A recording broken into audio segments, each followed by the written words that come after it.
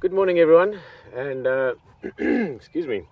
Welcome here in Djuma Game Reserve in South Africa. We're in Sabi Sands, and as always, very, very beautiful out here. Just driving out, we left the camp a little bit early already, and driving along, talking with Brian on the back. Morning, Brian. Morning. Brian's behind the camera. Will's in the control room. We're just chatting this morning about how we really love the morning drives or the sunrise drives. I know for many of you it's quite late, and thank you so much for staying up and joining us. It's always nice to have company on the vehicle. But the mornings are just so alive. You know, there's this symphony, if you want, of bird sounds. I mean, just so many birds all calling. I think all of them like, hey, we alive and awake this morning and had a good sleep. And also the tracks. We saw already this morning lion tracks, leopard tracks, hyena tracks. So I really like the mornings. So thank you for joining us. I'm looking forward to it. Lots of things to look forward to. Many of you saw the lion this morning at about 5 o'clock at Gari Waterhole, a big male, or a male. I haven't seen any of the images yet, but we saw the tracks. He's heading west towards the gate area, or towards the western periphery of this massive area that we're in. I know some of the game drivers are following up on those tracks, so we'll keep an ear on the ground. As well as a leopard track, we saw, I presume, a young male, quarantined maybe, in that area as well. So lots to look forward to, but for now we're going to go towards Buffelshoek Dam. We had an incredible experience last night on so many levels, from the sharing aspect to the wildlife, to being reminded of how raw nature can be with the wild dogs. So we're just going to go there and see if we can see them again, hopefully, and then everything and anything else. So let's go look around and enjoy the morning. Also remember that obviously while we drive along, I'm going to be talking about a few things and mentioning a few things, but it's always nice to have a conversation. If you have any questions or something you'd like to ask or something you want to mention, you can tweet us at #SafariLive, or you can email to questions@WildEarthTV and have a bit of a conversation with us. Or you can just sit back and relax and enjoy the view. That's just as good.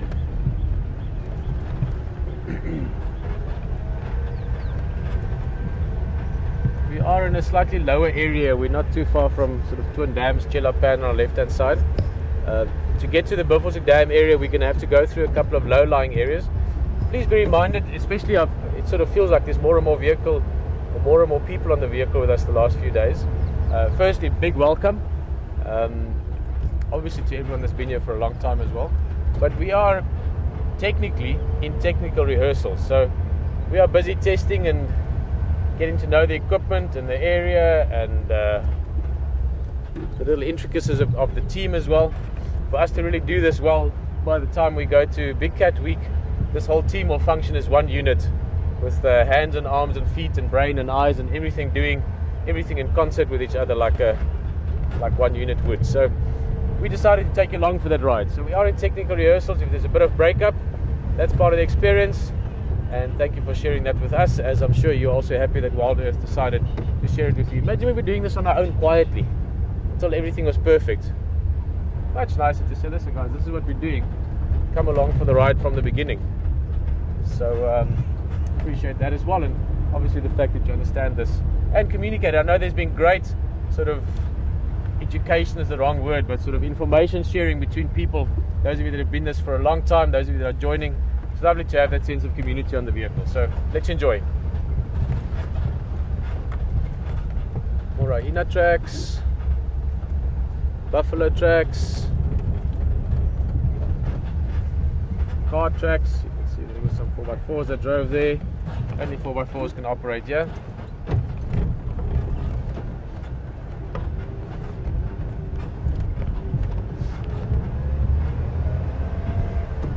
I feel like seeing a leopard today as well. Me too. Getting withdrawals. It's been like almost 24 hours. Mvula yesterday morning was spectacular. Big male leopard.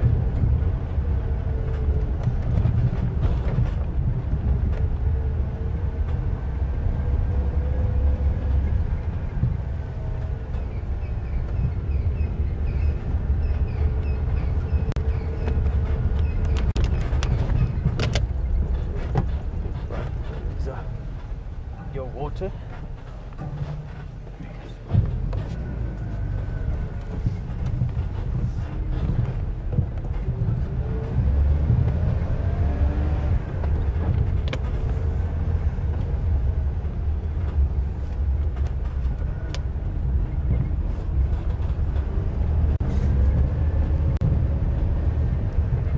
There's also something else. You've maybe missed some of the drives yesterday. Apart from having truly exciting drives, we had exceptional experiences yesterday.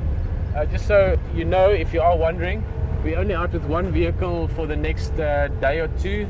We're hoping that by Tuesday, I presume latest Wednesday, we'll be back to both vehicles. There's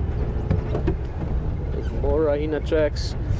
There's a little mechanical problem with Jigga, which is the other one. We've got the two vehicles, and it is something that is fixable, but not on the weekend, not in the middle of the bush, not instantly. There's no shop we can just go out and get parts from. We'll have to get it in, either flown in from Johannesburg or source something a bit closer to home. And for now, we might do another drive, H and myself together, Hayden and myself. It was a perfect experience, a great experience yesterday to share that. But for now, we're going to get a little bit of a break as well. Hayden's having a lie-in this morning, although I don't think he'll be sleeping too late.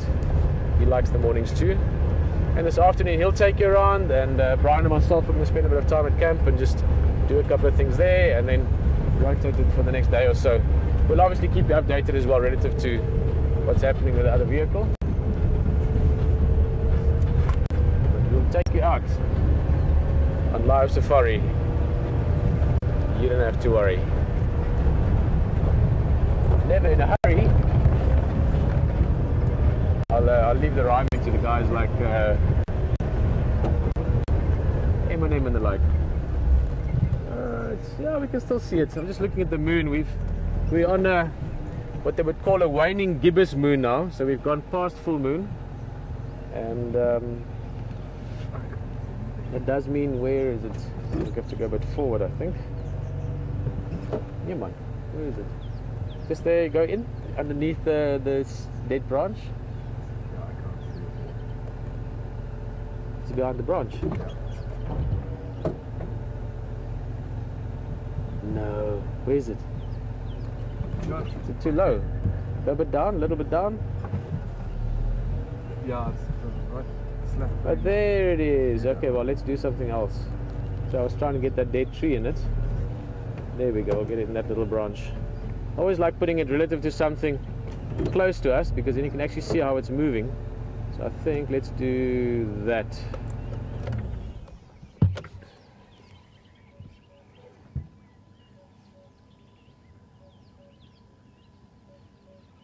The sun is getting quite bright now, so the moon will soon be not as clearly visible, obviously.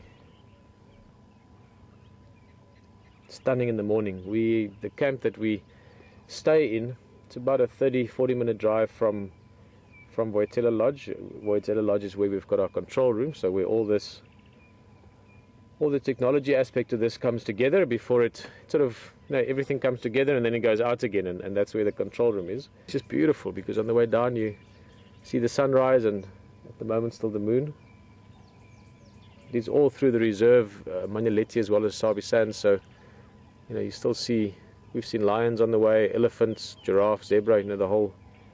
Saw a civet last night, which is really cool. Alright. I'm also a little bit eager to get to Buffelshoek Dam.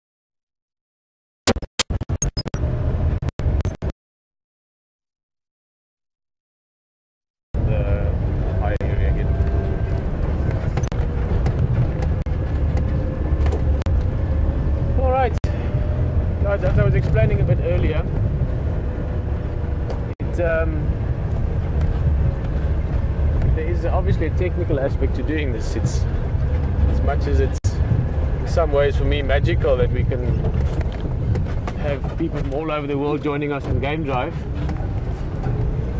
There is some technical aspects to it, and one of those is that from the vehicle, here we'll be driving wherever in the reserve,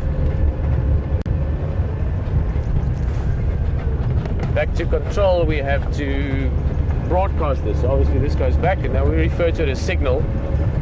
You could call it other things as well, transmission strength or any of those things, but when we go through the big dips there is a bit of signal breakup. That's what was happening there earlier, but we're on the high ground again now, actually traveling higher as we speak towards Buffelshoek Dam, which is just around the corner. So it's always exciting when you're driving around Africa. It's always exciting approaching a waterhole. Throughout the year there's always chance of animals being there, but especially this time of year. We're now in summer, but it's the beginning of summer, so it's still quite dry, plus it's also hot, so you get a lot of activity around the waterhole. So there's always a little bit of excitement, a little bit of anticipation when you approach the waterhole, which is just around the corner now. This is where we had an amazing experience yesterday with the wild dogs and the impala and everyone else. Let's see what's here this morning. I can hear lots of birds. I can see a hippopotamus. We'll stop just now and have a look at him. He shows himself. Two hippopotamus. Hippopotamuses and hippopotamusta.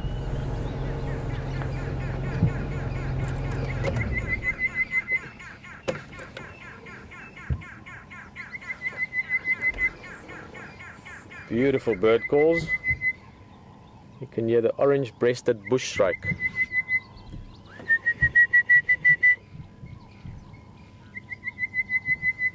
It's one of those melodious, beautiful calls that you get out here in the bush.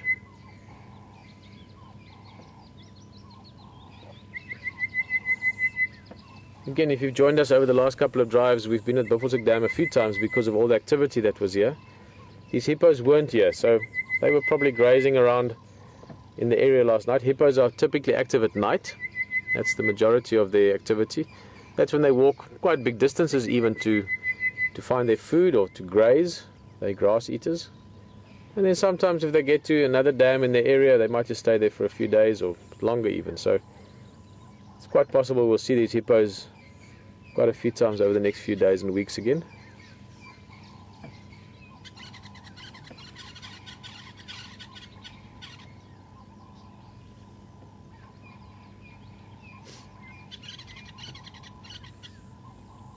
Red-billed buffalo weavers, this sort of chattery sound you heard there. Cape turtle doves, testiculas, mast weavers, franklins.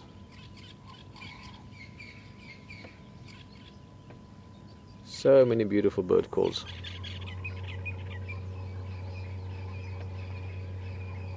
Oh, well, this is, for the moment, looks like, what is it, Buffelshoek Dam. That and some lovely peace and tranquility.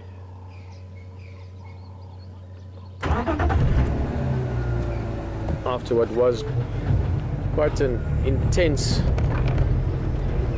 experience yesterday. There's a couple of vultures.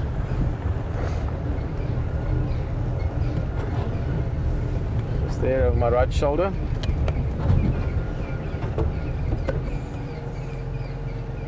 And they just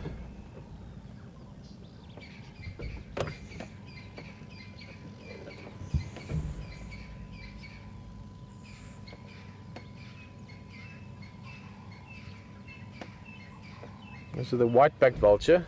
I think I saw one other one as we were coming in. Expect a few more of them. Vultures are typically, as the morning goes on, they get more active. They rely on flying normally quite high up and then spotting carcasses or food lower down. These guys are probably in the area close by, which is why they could get here early. And the reason they were here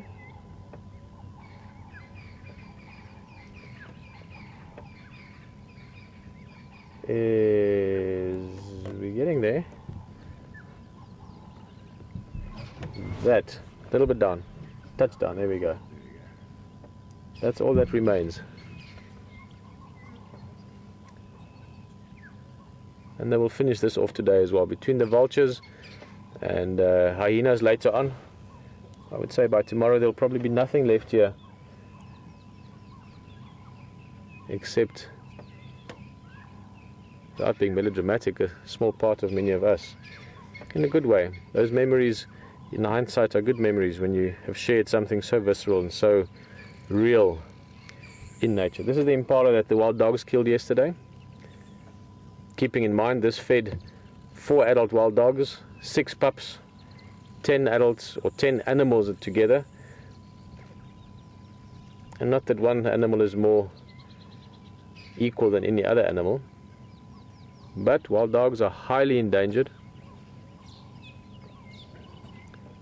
So maybe 1 or 2 impalas to ensure the survival of those 6 pups is something we can all be happy about in hindsight. We'll see again maybe later this afternoon if we're in the area. I'm sure there'll be more vultures around. They'll clean this up really quickly. Jackals, hyena as well. I'm surprised the hyenas didn't find this last night.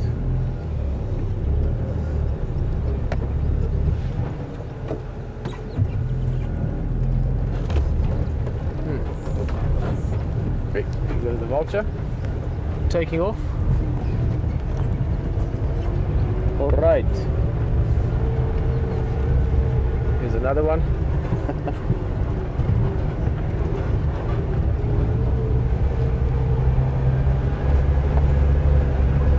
Catch up with the game drives here a little bit. They did have something in this area earlier on that I'm hoping we'll find again. I don't want to promise anything because I don't think there's anyone there now, so we'll have to go look around ourselves. I also want to follow up, see if there's anything further about that lion that was at the water last night and at the tracks of which we saw the tracks this morning. Ephraim again. I'm shooting for Kujani. I'm looking for just here Bafusik Dam, coming towards the fire break now on Jack's Road. What was I hear about the other one, Kuhuma, or what was that?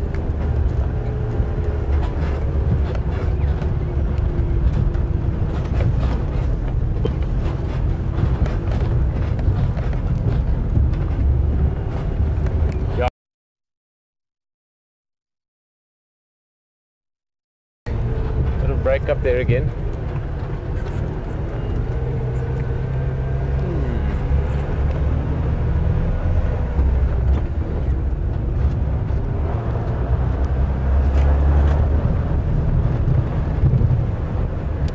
Look around a little bit.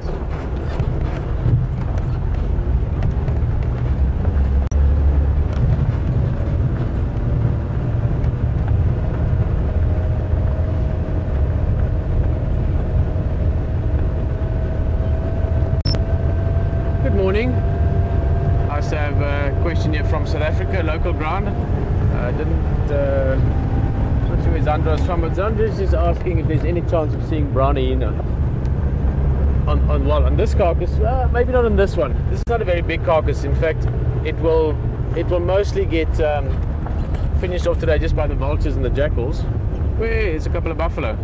Zandra, and also brown hyena, very seldom that they're seen in Sabi Sands. The last time I know of was about 6 years ago or so, and it actually happened live. I was on drive with Rexon and we saw a brown hyena. We actually filmed it, and I think it was the first brown hyena, I forgot now, but in 12 years or something, that was seen in Sabi Sands. So not typical to see them around here, but not impossible.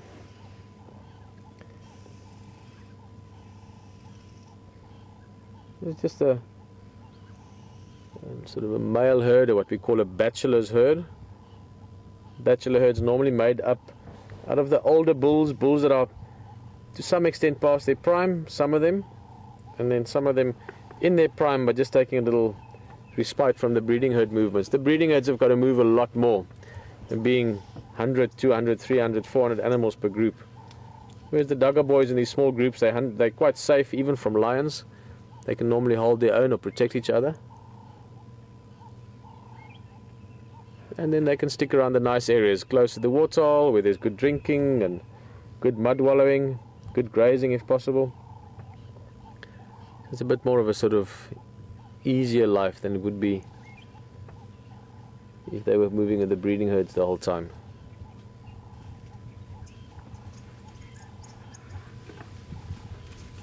Oh, that's interesting. Sudden movement here. What's up, guys?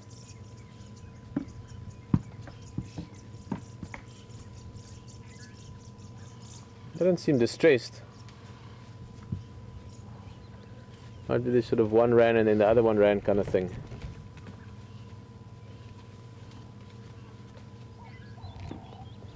Maybe just sniffed something.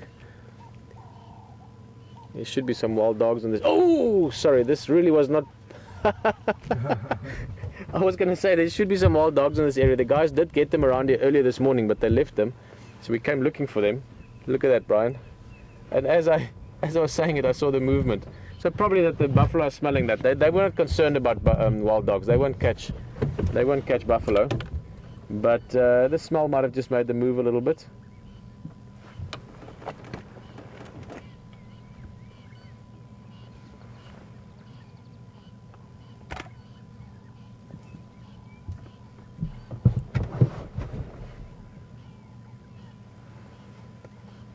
But we'll get closer. Now we've seen them. We have the wild dogs. This is the fourth drive in a row. This is very, very fortunate for us.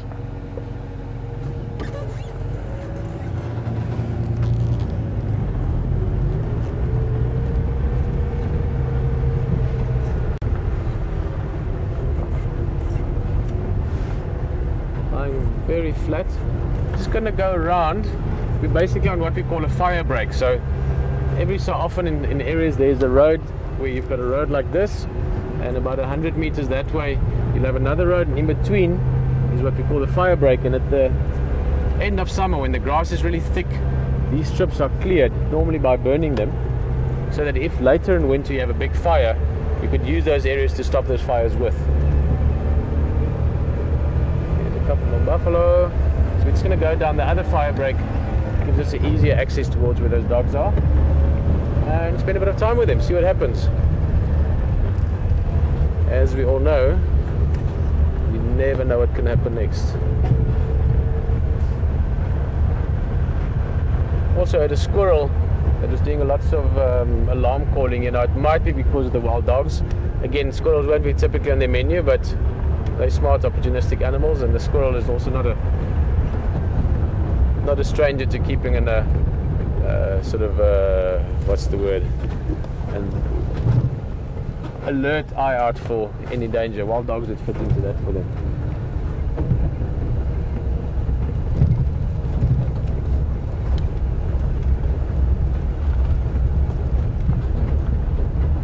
A couple more buffalo here, just to give you an idea of the proximity. Two more big bulls. Enjoying a late or lazy morning.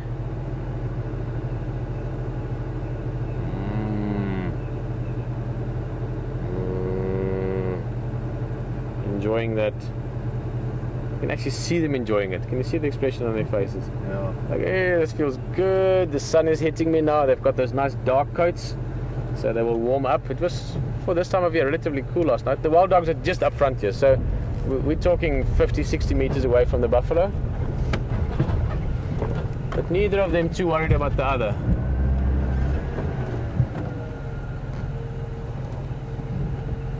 Because the wild dogs are not a threat to the buffalo, and the buffalo are not really to the wild dogs. I mean, they might go and give them a bit of a hard time, but wild dogs are also very quick and they can easily outrun the buff. Where are they now? I saw them now. Oh, there they are. Although it seems like only a couple of them, I'm not sure where the rest of them are. See, those buffalo are moving on the other end. As much as I just said they won't they're not a threat to each other. That doesn't mean that the buffalo might just go and chase the wild dog off just because they can. It's always just good to remind the other ones of who you are and what you are. So we might see a little bit of activity. So on a whole different front, I think we might actually just do that. Sorry guys.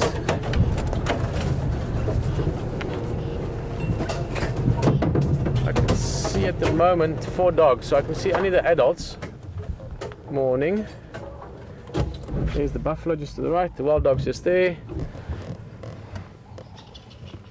The squirrel's making a noise up in the tree. So much going on. You can actually hear the squirrel going.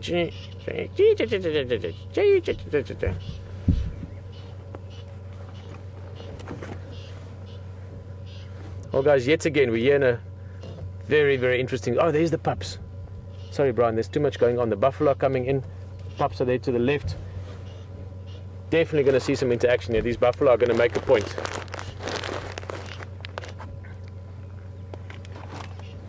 I think.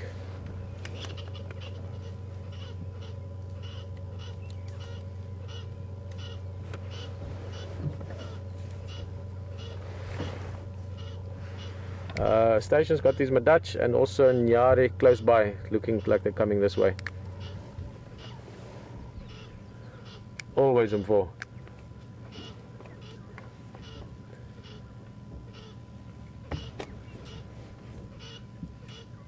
Oh guys, look at this. It's always great when you see interaction between 2 different species of whichever sort. Playful, aggressive, not aggressive. And you can see these buffalo are not too bothered, but nonetheless they're actually going to walk through between the adults and the pups, which shows a nice amount of trust, if you want, for the adults. Whoa! Whoa, what's going on? That's amazing! Whoa! Sorry guys, this is... I mean, they punching above their weight there, but I think that's just a typical, you know, curiosity of the dog. They know they're not going to catch the buffalo. The buffalo know that as well. I'm just listening to the guides here. They're talking on the radio, and Tex and Litchi was having a laugh there at these dogs, and they're...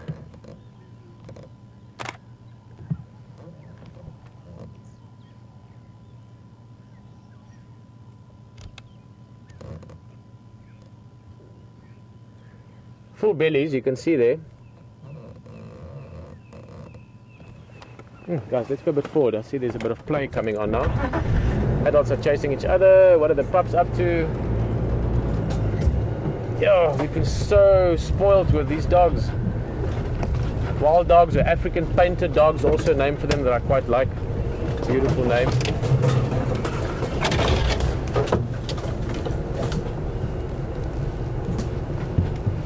Watch out there in the back a bit.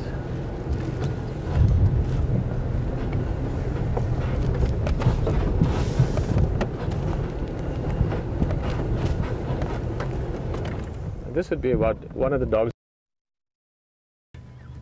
and also listening out for the rest of the pack, just in case there is suddenly a very excited yapping or yelping. That might be an indication that maybe there is something really worthwhile chasing, not something like a buffalo that's just for fun. I find it quite interesting that the buffalo ran away from them. I mean, those buffalo could just as easily have stopped and chased the wild dogs. Trust me, if that buffalo stopped and turned around, the painted dog would have done exactly the same.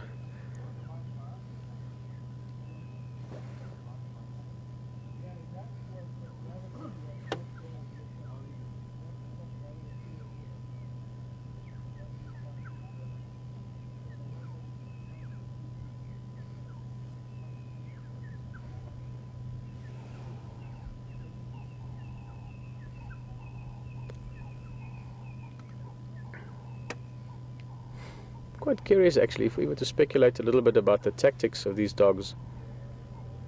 There, the pups are coming this way again. Brian, you see further back, they're just coming out of the grass there. Yeah, I see. It might also be these pups are, again, I don't know exactly. Grant, if you or one of the people with you are joining us this morning, if you could let us know the age, that would be great. But I'm estimating here in the sort of 6 month, 5 minimum, 7, 8 months at the oldest, the age of these pups. 5, 6 months probably. Which means they are mobile, they can run with a pack. They're not really hunting yet, they're learning. I mean, these are highly intelligent animals that will quickly learn lots of things. But they're not as strong as the adults yet. So maybe they are covering ground, but if we're lucky, when we're now on day 3 that these guys are in the same area, that they might stick around here for a few days. So I'm just listening to the game drives.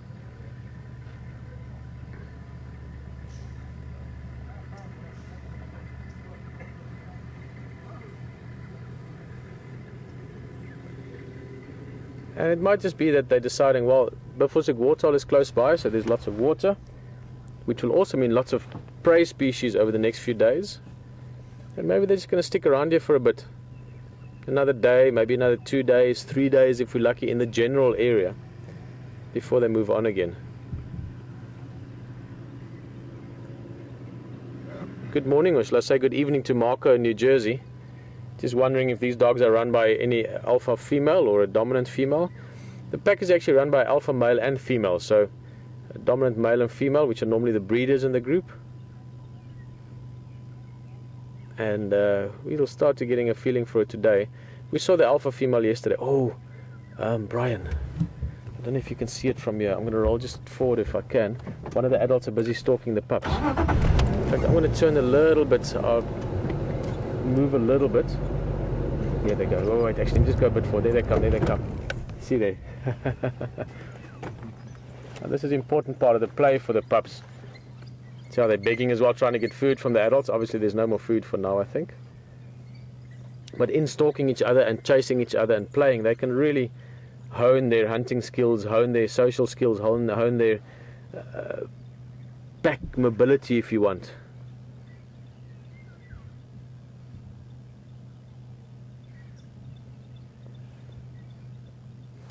Go around. There's quite an open area that side.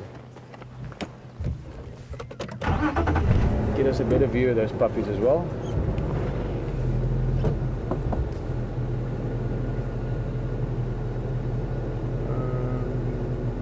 Just think. Okay.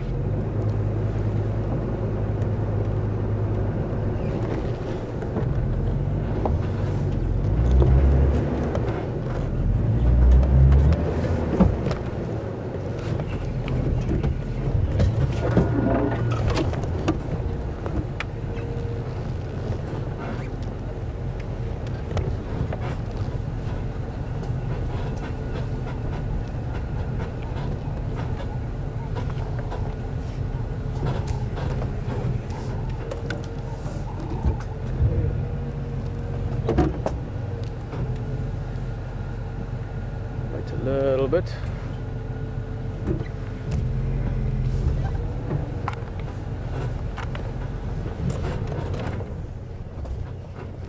Perfect. Got a nice 360 view. That sort of half moon male on our right hand side. This is try and figure out this pack. Looks like a female, but it's not the alpha female, and I've seen another male, so it looks like 2 adult females, 2 adult males.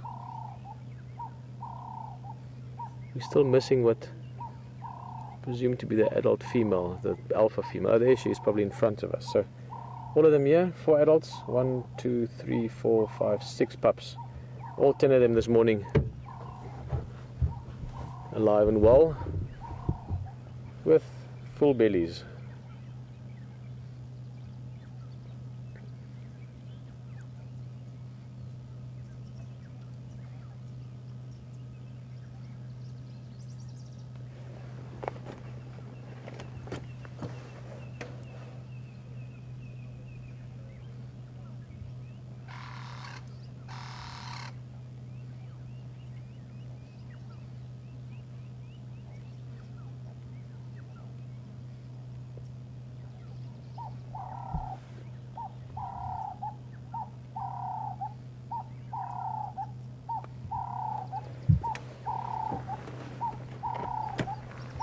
Well, that is one thing that might be a little bit different from the sort of cats. Obviously, pack dynamics also different. But Dawn is just asking how long this food will last these wild dogs. They had basically one adult impala. If you look at the body mass, between 10 dogs, let's say it's a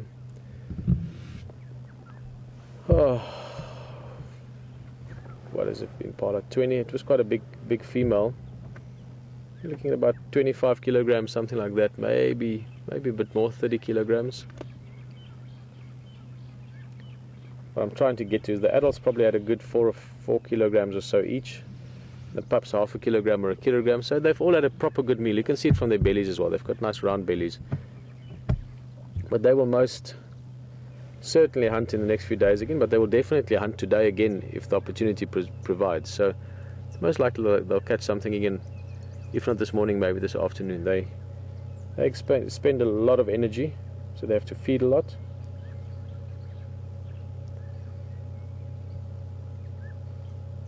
Oh, beautiful markings on this one. This is also a male. Difficult to say exactly, but my feeling would be that the half moon ear one we saw would be the dominant male, just because he looks a little bit older. The one sitting up there now and biting a tail, that's the other female, and then off to the front we've got the alpha female. Where are you guys going now? These guys, you never know what's going to happen. Let's stick with them. It's the two of them trotting off. Guys, let me just quickly show you while we're actually getting a look at these different guys. This would be the alpha female on the right hand side here.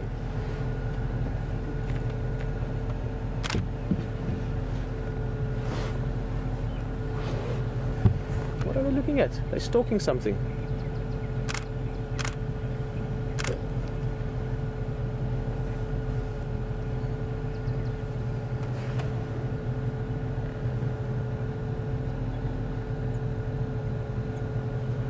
Okay, no.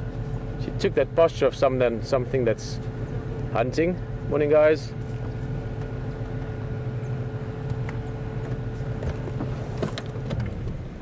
And then she stopped again. I can see the other two that trotted off.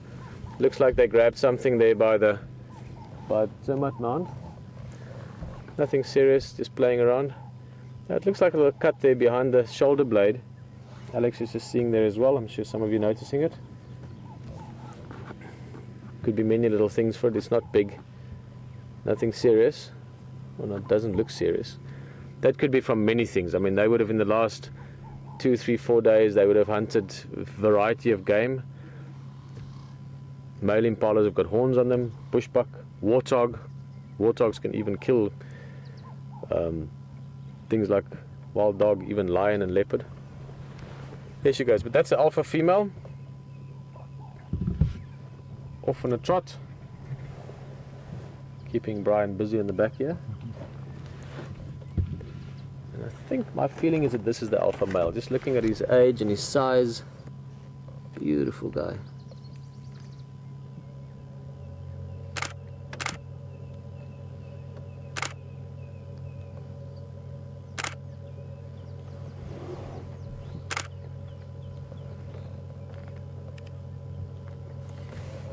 Yeah, he'd almost certainly be the alpha male.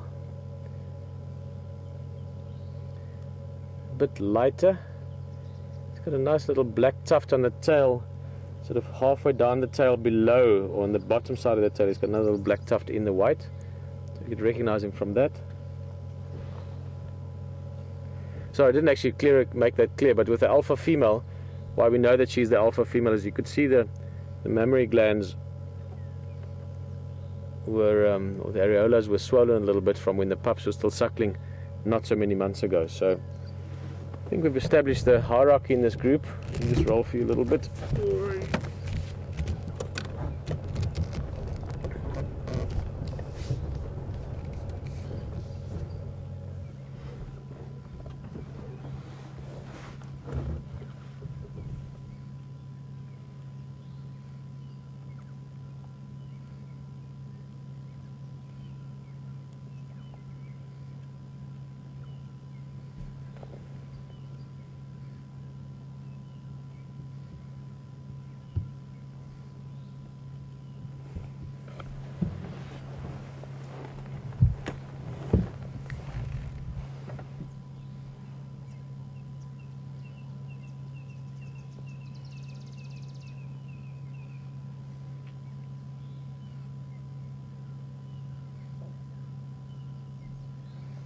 I've got a feeling they're going to stick around here for a bit. There's others ran off into the bush, but the fact that he's still here,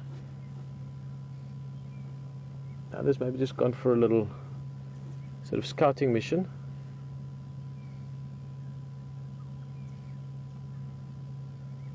And I think we should maybe do the same. Difficult to leave these animals. You could sometimes go weeks, even months without seeing wild dogs.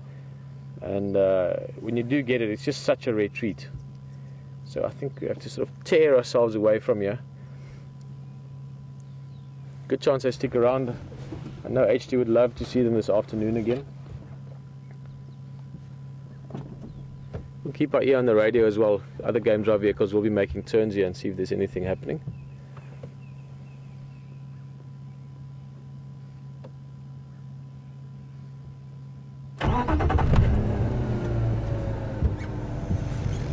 Alright. Cheers, Half Moon. Yes, I'm talking to you.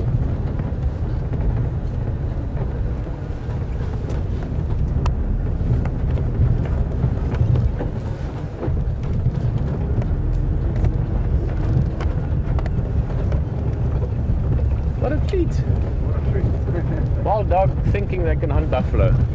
I like that. Guys, just something I'm going to do just for a little sort of trick of the trade if you want. Just going to break a small branch off here. Now, there's no more vehicles here and some of the guys know the area better than others. So just if some of the people maybe don't know exactly where these wild dogs were, I'll take a little branch, drop it in the middle of the road, and when the guys are heading here, very easy, they can find, there's the branch, oh, there goes the tracks from the vehicle, and they know where to start looking. So just a little indication for vehicles later on to find them. Alright, well, we're going to head west towards Arathusa, explore some new roads. That's always exciting, and it's also heading the same direction as where that male line was running to, well, not running to, moving to. Just a bit of an update. It seems it was the Djuma male, just talking to the guides. One male that went past Gari Dam last night heading west, doing a bit of a patrol. The other male, it's not in an area that we can get to. It's too far from, well, not only for broadcasting, but also where we're allowed to go. They're in a neighboring area called Torchwood, and they are with the female pride there as well, on a beautiful place. I wish we could actually go there. It's a little granite place there that they're lying on this morning. The guys have seen them. So one male with the females, one male heading west. And we'll do the same for now.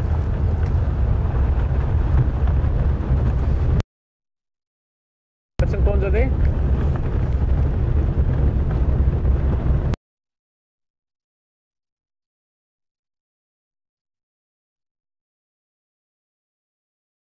Guys, let me just jump back in here.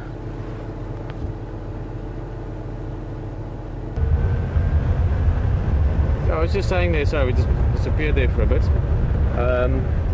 Talking to Ephraim on the radio, he just let us know that he found big male leopard tracks, almost certainly the tracks from Mvula, also heading west on this road, not far from here. Although he could have travelled far by now. Mvula would have covered a lot of ground last night.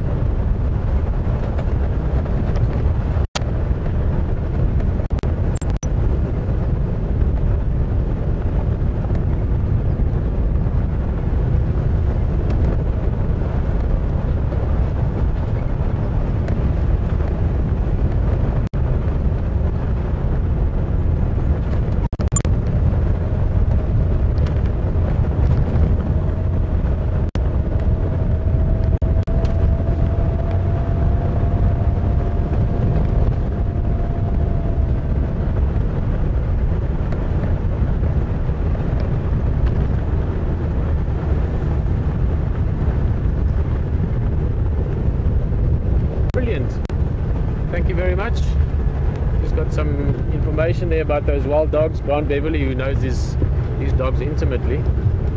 Morning, Grant, from the vehicle with us. Pleasure to have you here. And those pups are about 4 months old, younger than I estimated them. And they'll be actively hunting at about a year old.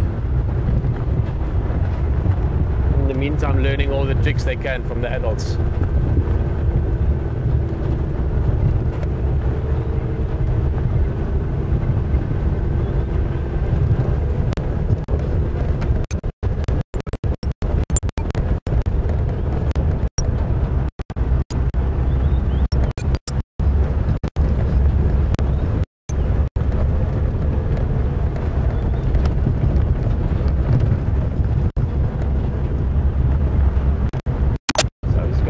I don't want to talk too much for signal purposes, but Grant, if you're on the vehicle with us, I don't know if you saw just now, guys, not to go into too much conversation with one specific person, but Grant really has a invested interest in these wild dogs and the wild dogs of Kruger, as well as other species that they're looking after. So we have someone in our midst who's dedicating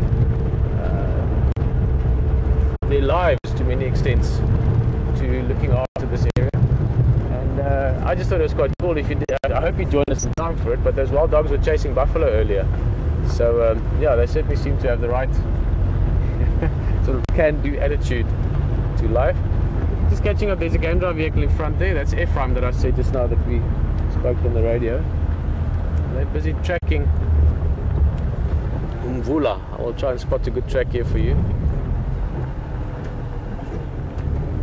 Let's see there. You know what?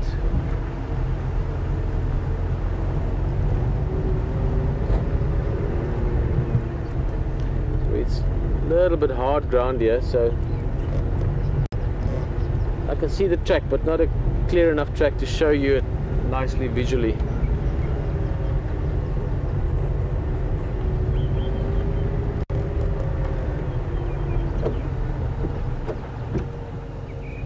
Fine, there's one or two. I don't know if you can make those out. Let's see, we must still get to know the angle, yeah?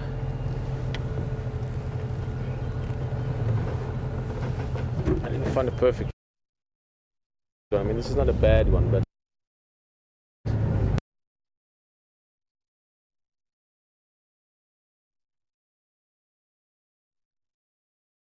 there's one or two. I don't know if you can make those out.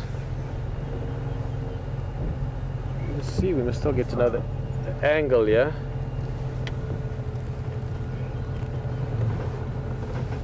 I didn't find a perfect one. I mean, this is not a bad one, but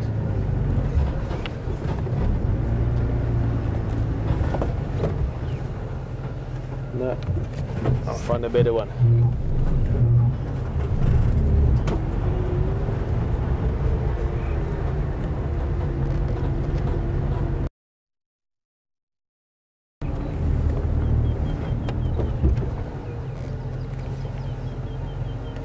Here's a pretty good one.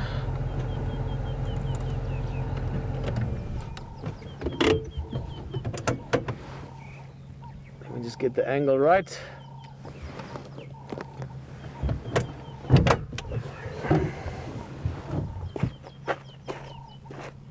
Oh no. The corner of the door in the way.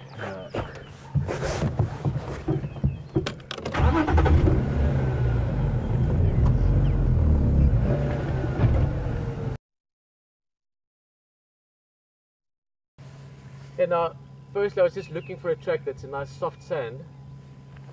This being probably the best example. That's the track. That gives an idea of the size of the track. Can you hear me right, Brian? Can't really hear Too far? you. Yeah. Right. He's heading that direction. Okay, but I'll talk to you from here. Where are we there? Guys, I think let me go chat to Ephraim. This is almost certainly the same track I had this morning on Voitela Access.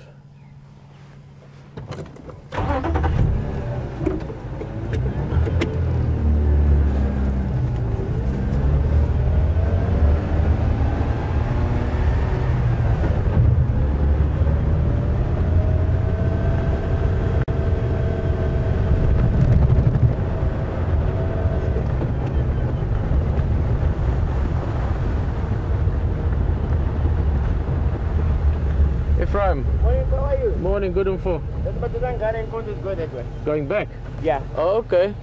The one I'm driving over now. Yeah, it's right here, and here is in Bull. I see it go that way. Ephraim, you mind if we talk to you on the camera? You don't mind, huh? No worry.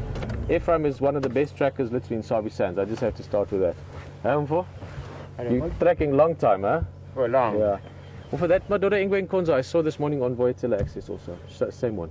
Where the train going? Was going more that It was going on Voyatilla Access, and I saw it at Aubrey's Road Junction, but I didn't see it Sandy Patch. So maybe Aubrey's Road somewhere. It was coming Voyatilla Access from here, from Zoe's Road or so, from Gallagher Shortcut something, and then maybe there from Aubrey's Road, maybe it cutting through. Yeah, I think I thought it was Mampimpa and Madora, but now I'm seeing the track. Yeah, I'm still learning again, you know. Sometimes I'll try Zoe's, go up to. But Impala Plains maybe. So I think it's the same in Konzo as this one. Now that I see this one, I know it's the same one as that one. Hey, he's going along, eh? Yeah. Nah, nothing to do. We can find him. And then Gala's coming back. Yeah, he's coming back. This is my daughter. He's going that way. I think sometime somewhere around here. You know, this is my coat. This is fresh, huh? Oh yeah, for sure. Yeah. Maybe good point, huh? All right. Sometimes you can try go around to check where exiting and go to Djuma. Yeah. Okay, yeah, I'm going to go a little bit out to the side. Okay, that side. Get to know those roads. Right, man. Thanks for See you later. Bye-bye. Morning, everyone. Enjoy the morning. Cheers. Hello. All right. Bit of bush newspaper news. This is the same leopard tracks we got this morning before we got to the control area. Control room. So I think Mvula's, he might even be as far as Arathusa. We'll maybe follow up that side. And then Ephraim saw that male lion track coming back this way again. So it looks like the male is doing a big circle, presumably heading back towards the Nkuhuma Pride, which is in Torchwood, as I mentioned earlier. So we'll go west. That's our plan. Guys. Morning. Abel, how are you for? Good, how are you? Very good. Madach, from Madach. I was there, so but I have to come back to Nalagin. Okay, yeah. On first rock. Yeah, Lutu. No, but in Konzo's coming this way, but it's the same in Konzo I found on Voyatilla Access Road. Okay, So I think maybe all the way to Arathusa. Yeah. Okay. Cheers, Info. Cheers, guys.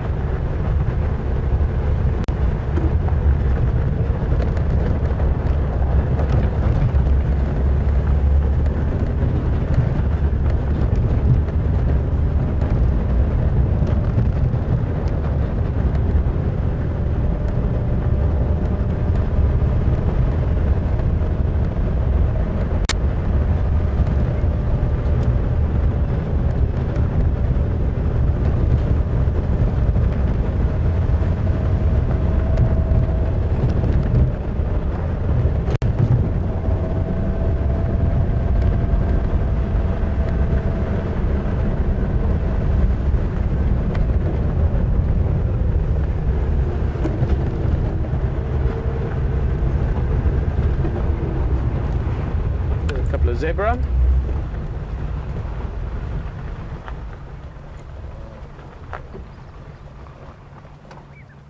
A few more coming. This is your Birchill zebra or plain zebra. Not plain as in boring, plain as in grassland. Plains zebra.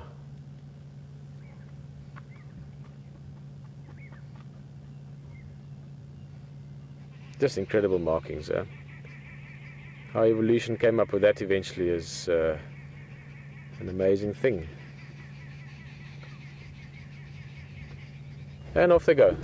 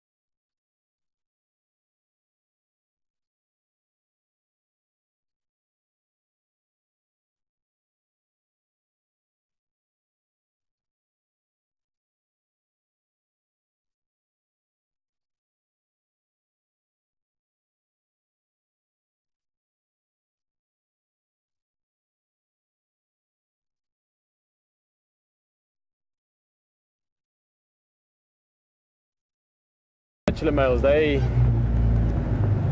going to go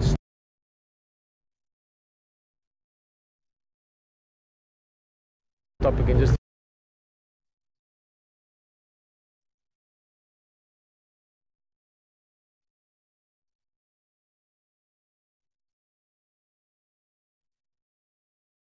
seeing the results of that mating soon with the lambs arriving. But the mating season in the case of impala are about 6 months earlier. So you're about May, June, July, you really see all the rutting behavior or mating behavior. But in the meantime, the rest of the year, these bachelor groups, they spar and they practice, they horn wrestle with each other, develop the coordination and the strength and the techniques, so that when the time comes they can compete, hopefully successfully, with other males.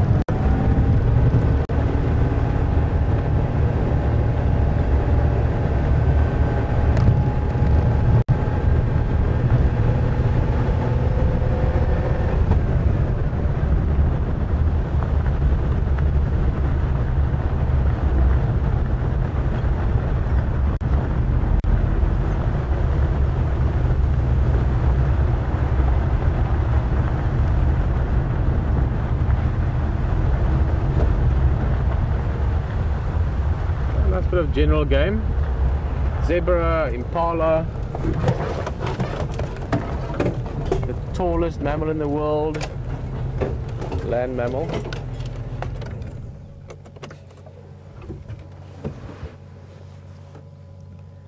wonder if you're measuring a whale just before it breaches swimming upwards, would that be the height of it? What do you think, Brian? Well, if it's swimming upwards. Yeah, I mean, we call this the tallest animal, land mammal. I would say a whale is more... A whale has got length. Length, not height. But if you're swimming upwards... You've got to take into account the axis of the whale. It's still got length.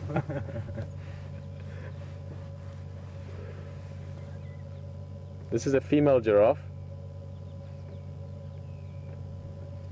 And if the giraffe had to swallow a cup of coffee, it'll be cold by the time it gets to its belly. Where did you come across that, Brian? I've heard that fact. Brian. By the time it gets to its belly, that cup of coffee will be cold. That's how long its neck is. I'm sure you're hearing what Brian's saying. Guys, if you've just joined us, I have to apologize. Brian is a comedian that can also do camera work. Excellent camera work. He's also actually quite a good comedian. And he's just stating that if a giraffe was to swallow a cup of coffee, it'll be cold by the time it gets to its belly. Now, how that could even be considered a fact, I just don't know. Firstly, how would he swallow the cup? Well, when giraffes get up in the morning and they've had a rough night, they prep themselves a cup of coffee. Yeah, but I mean, how's he going to swallow the cup? No, not the whole cup. Oh, I see. You see, two of us can try to be funny sometimes. He's just better at getting it right.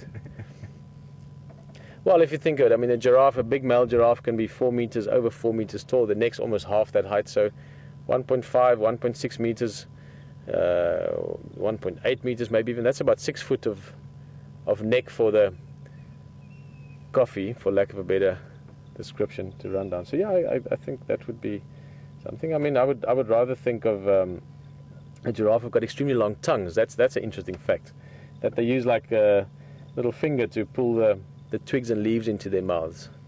They've got incredibly long eyelashes, so that when they stick their heads into the bushes, they don't get thorns and things surprising them. they give birth to their young standing up,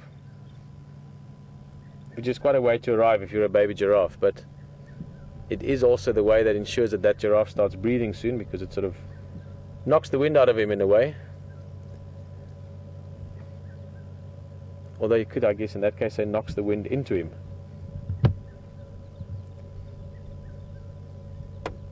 Would you like me to move, Mr. Giraffe drink coffee and it cools down by the time it gets to their belly, cameraman? Sure thing. Alright, let's move a little bit.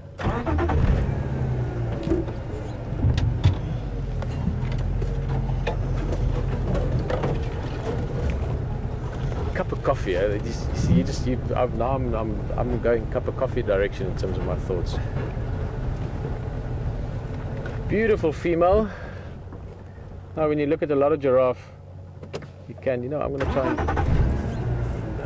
so I was going to try, there's a zebra in the background. I was going to try and see them together, but it might not be possible for now.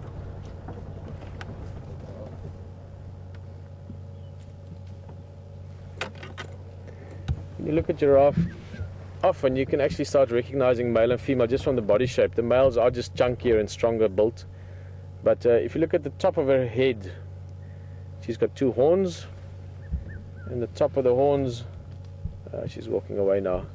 We'll try and show you just now, but the top of the horns have got little tufts of hair on it.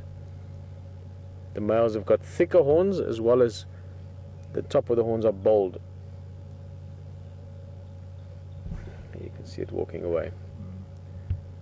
Not likely that she's alone. Giraffe, they actually don't have any fixed social structures. They're quite sort of a loose social structure and social dynamics of the groups. They're not territorial, they only have home ranges and so forth. But normally it's only the big males that are solitary most of the time. The females are normally in small groups called journeys, if you want to use the sort of more colorful descriptive or collective noun for it. A journey of giraffe. And what is the one for zebra? Let's see who knows what is the collective noun, if you want to be a bit more colorful in description, for zebra. Or for many of you joining us from North America, zebra.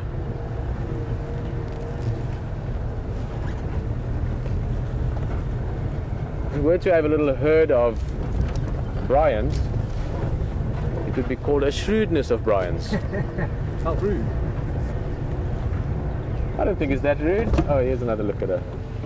You know what the collective noun shrewdness describes, Brian? You do. You see, that even proves it then. Guys, look at those horns I was mentioning. Actually, there you can see the eyelashes even. Look at those long eyelashes. And then the horns, in the case of male giraffe or bulls, the horns will be quite thick. Much more bone growth on the horns as well as on the skull. You can see this female's got a slight sort of bump there, sort of if you were to draw across from the ears to the eyes. With the males, that gets very knobbly over age, just literally adding thickness and density and weight to the skull. For the males, that's important because when they fight for females or for the access to females, that weight is very important.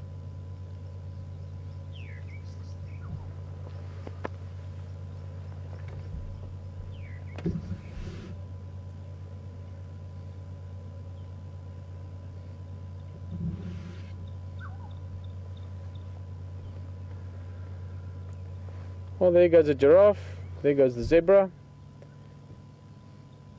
Years ago, and we know, this is why I start showing my age, but 15, 18 years ago when I started guiding, there was a survey done that we got hold of and read through as part of our sort of guiding information things. And it was what animals people expect to see when they come to Africa. And one would maybe think something like leopard would be right up on that list. And trust me, once people have been to Africa and seen a leopard, that'll be right up that list. But it was in the order lion, elephant. You want to guess, Brian? You're a smart man. Lion, elephant, giraffe. Yeah. Zebra. Yeah. That was the 4 most sought after animals. Good thinking there. Really? Yeah. Lion, elephant, giraffe, zebra. Those are the things that animals, or the animals that people associate strongest with Africa. Which you can, obviously see. Just look at those animals. They are very dazzling. Beth Murphy, thank you very much for sending that in as well. I never know if it's Murphy Beth. I know that's the way the name is given, but it seems to me like Murphy should be the surname. And I know Murphy Beth because you've been with us for such a long time, and I've had so many drives with us. Nice to have you in the vehicle, and just letting us know that the collective noun for zebra is a dazzle of zebra. Quite dazzling. I don't know. Not. No. But you knew the shrewdness of monkeys. Yeah. Okay. All right, let's roll. Dazzle of zebra. I'm trying to think which other ones are. Troop of baboons, obviously, that most people know. Crash of rhino, I quite like that. Love the one for lions. Obviously, most of us, or almost all of us, I'm sure, know a pride of lions. Isn't that just beautiful? A pride of lions. The clan of a hyena.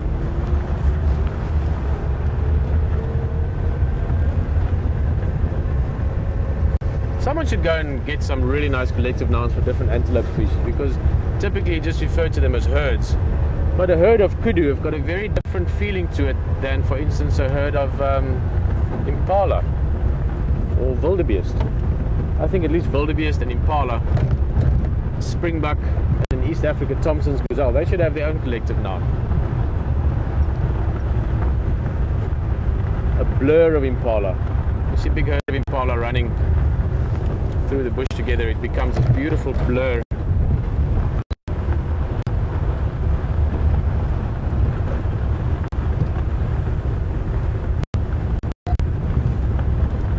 Thank you very much. Just a word there from Will and Alex, and actually noticed it the last little while. Alex is directing this morning. He's busy getting into it as well, helping Will and doing lots of it himself. Alex, thank you very much. It's been nice listening to you in my ear. Alex will also be playing around with all the aspects, I think, over time. He's one of those people that's interested in everything. Firstly, wildlife, so he'll be doing a bit of presenting as well, and I'm sure at some stage get his hands on the cameras also. This has unfortunately flown off a little bit further now. It's a lilac-breasted roller. Insect-eating bird, beautiful turquoise and blue wings, lilac-breasted shoulders, and no, that was the wrong way around. Lilac-coloured shoulders and breast, hence lilac-breasted roller. But we'll see another one when we come closer. We used to do this in the mornings, make sure our tongues are not going to twist into too much of a knot, and say, let's go for a game drive and take some super duper lilac-breasted roller photographs. So we'll try to get some super duper lilac-breasted roller photographs at some stage.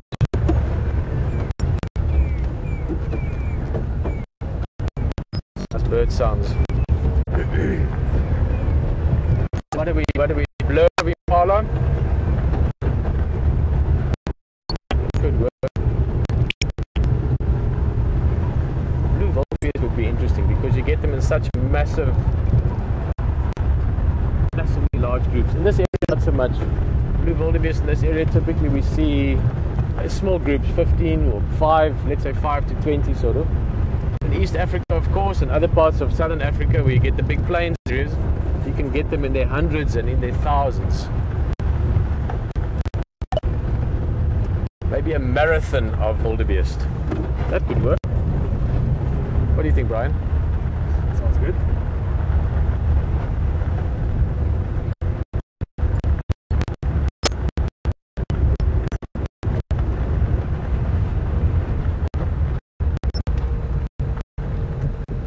You know what? I'm going to change direction here. I'm going to go through to Sandy Patch.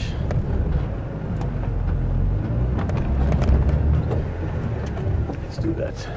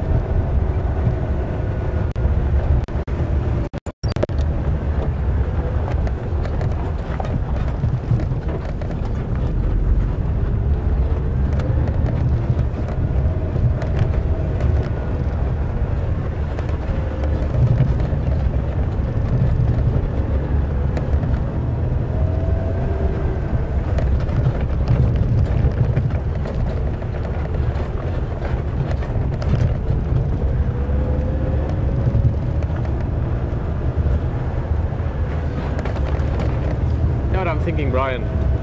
Remember that riverbed we drove down the other day? Thinking of heading there again. Oh, that is the best leopard country there. It's good leopard country. It's visually very pretty as well. Hey! This will be the first one that I'm seeing live on Drive. I don't know if HT said he might have seen one. A baby impala. Quite early. I mean, you'll get the odd one dropping early, so this is actually quite awesome. Don't worry, guys. I'm just going to pull. Oh, sorry. Just leave it there. I'm not going to follow them further. That's a tiny little youngster. Yeah, there we go. Look at that, all legs.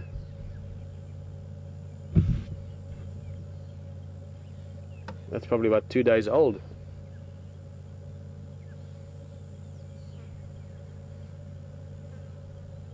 Now this would be quite early in the season. We haven't seen them at all. Oh, there's another one. Wait, maybe I'm speaking too soon. Maybe they know something about this season that we don't. So this other one we won't see. I mean, you would glimpse it perhaps, but just right through there you can see the movement. So the impalas have started. That's exciting. Soon we'll get the woodland kingfishers. Another sort of clear summer indication, or clear summer sound that we hear a lot, see them a lot, a little kingfisher.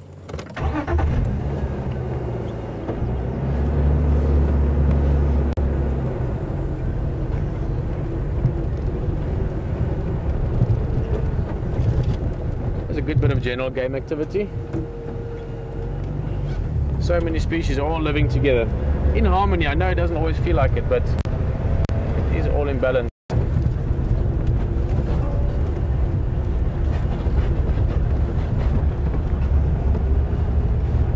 Thanks, Alex. So it's breaking up there a bit. What of wildebeest? An implausibility. Did I hear that right? That's what I heard. An implausibility of wildebeest. Huh. That's almost implausible. An implausibility of wildebeest. Fantastic. I don't think I've ever heard that one or read that one. Interesting one. Well, I like marathon as well. I'll have to go talk to the guys that write these dictionaries. Alright, guys. Let's cover a bit of ground. I'm in quite a sort of happy, elated mood, so I'm concerned I might just start yapping away, which is quite dangerous because it can be fun, and I've got a good yapping away kind of friend on the back here as well in Brian. He likes to talk about just about fun things in a fun way. As I said, we're heading to Sandy Patch. It's an area up front here. That's where we saw the tracks this morning, early of Mvula, the male leopard. Now Mvula is a dominant territorial male, which means he will cover large areas. And from what we saw yesterday, it looked like he'd been patrolling the night before. I'm sure it's what he did last night. So he could have covered... Look, there's more hyena tracks. He could have covered many kilometers. He could be 5 kilometers from where we are now already. But also maybe not that far. I haven't heard the guys in the west talk about his tracks yet. I will talk to them just now on the radio. So let's go look around a bit. Maybe we can find a Mvula this morning. And then we're going to head down to Arathusa area and into the area that Shadow, the sister of Tandi, hasn't been seen lately, but her tracks have been around. She is a bit of a shy one. We used to actually call her Tingana, which means shy. So we'll go look around there.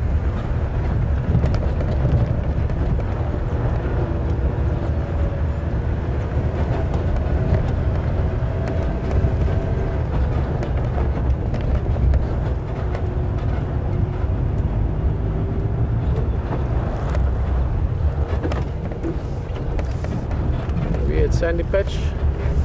Hello Judy from Ocean Shore, Washington. I'm guessing that would be Washington State. Either way, Judy, very welcome, and obviously you've been on many drives with us before. You said that it was suggested in the past. I take it from your message that on the drives that a pride of lions would change to coalition of lions, Judy, I think that would be in context only to males. Typically, or males are referred to as a coalition, varying normally from 2 males up to, I think the biggest coalition I've heard of was a male coalition of 7 males. But that would specifically refer to the male group, if you want. A pride would be the sort of all of them, all the lions. Pride of lions.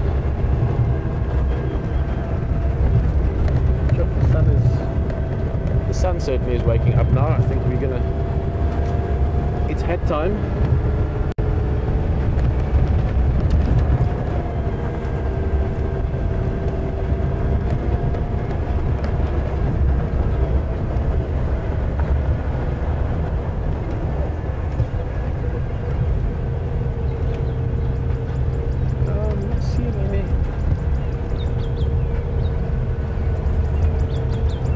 Leopard tracks as yet.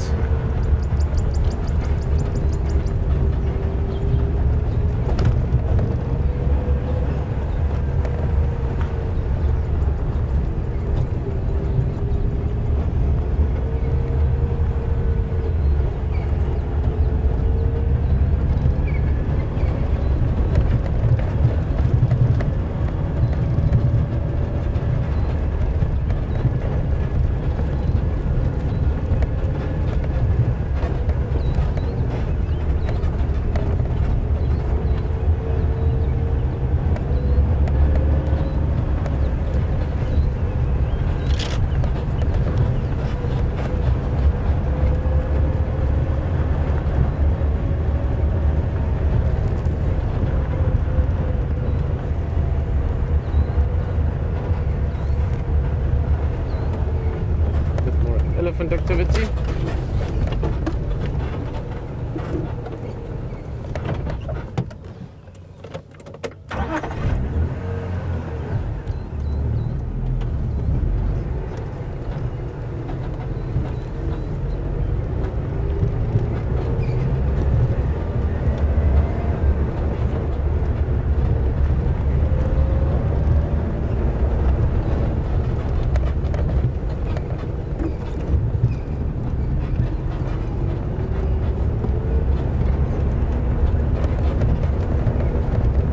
Seems the impalas are starting to drop. Here's another herd, there's another baby. I hope for their sake it's raining soon. Normally, obviously these animals have their young in the summertime because there's more food around, and more food means better condition for the mother, means better condition for the baby.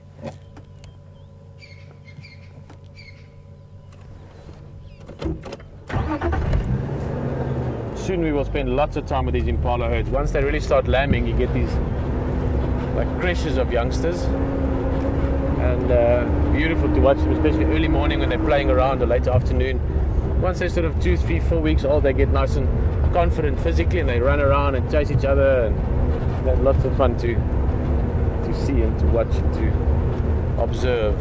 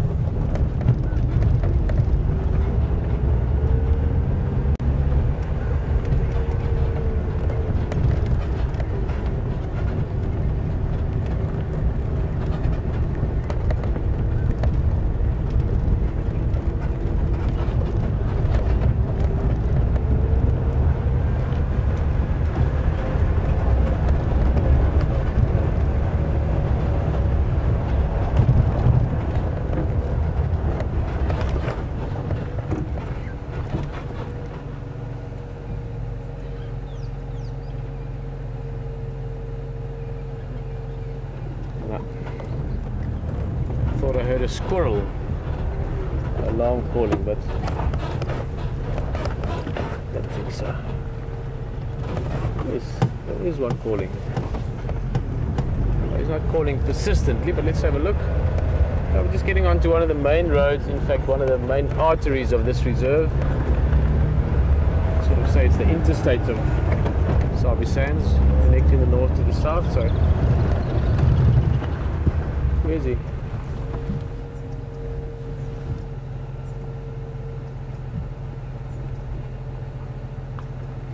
There he is.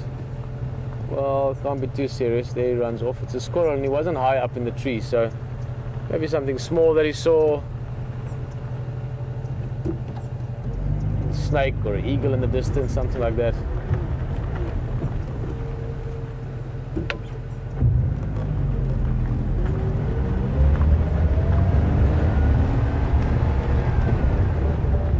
Okay, actually I'm going to go the other way.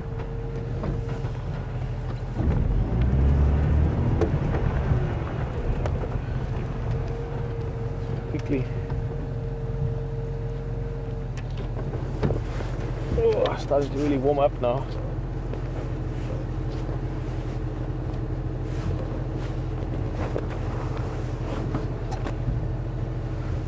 Well spotted.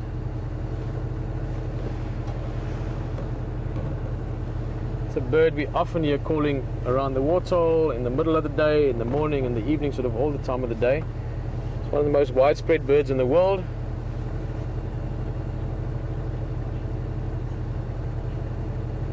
I think. I'm suddenly rusty on that fact.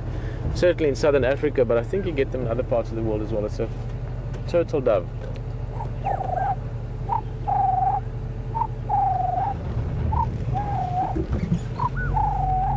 That's the call they make.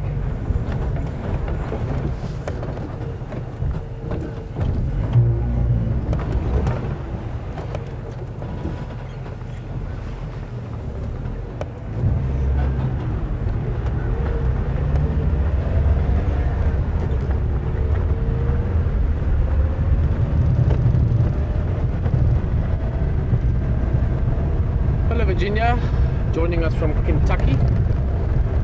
Just asking if there are any snakes in this area. There are many snakes in this area.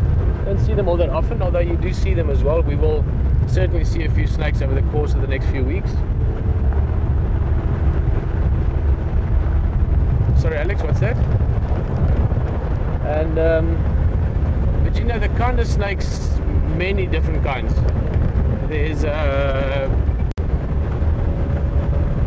all kinds. The biggest being pythons. You get the rock pythons, really big guys, and then the most infamous probably would be the puff adder and the black mamba, the really venomous ones. But then there's many kinds that aren't venomous. Little sand snakes and some of the smaller constrictors. Spotted bush snake is one we see often around the camps areas. Lots of different snakes in Africa.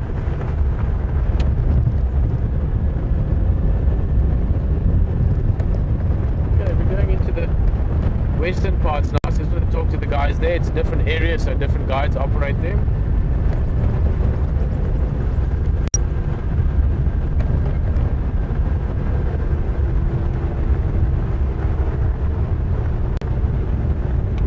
Ephraim again.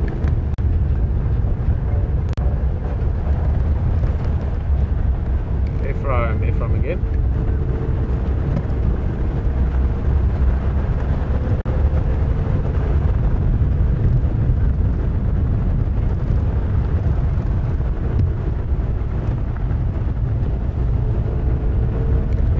Ephraim again.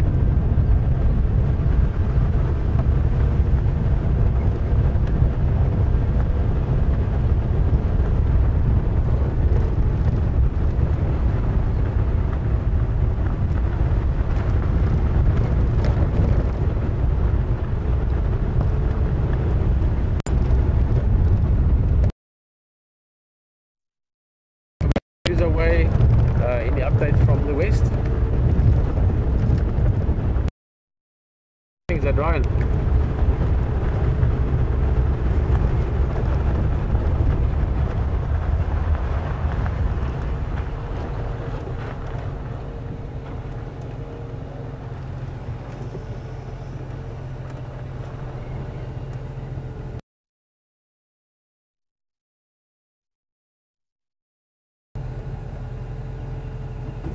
Alright guys, welcome back. So I'm just trying to catch up on the radio with what's going on. Now going into Arathusa.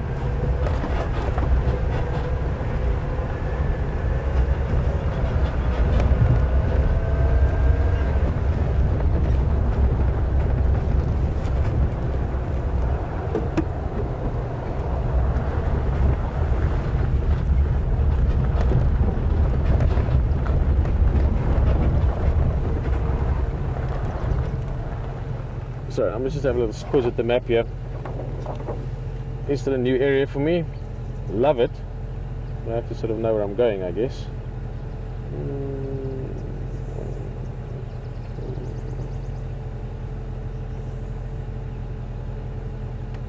Right.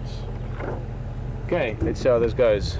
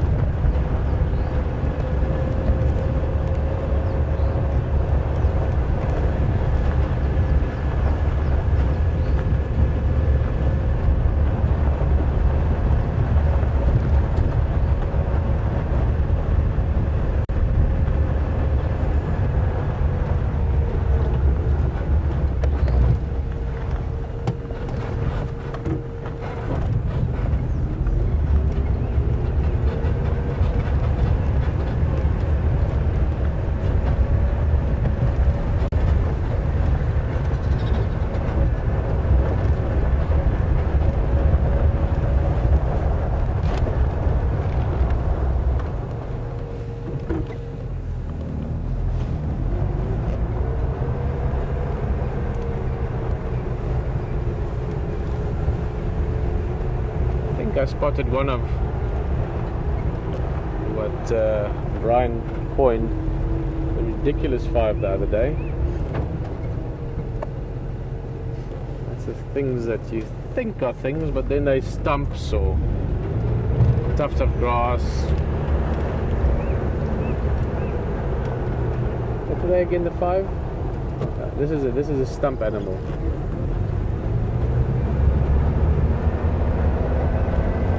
Termite mounds, all these things.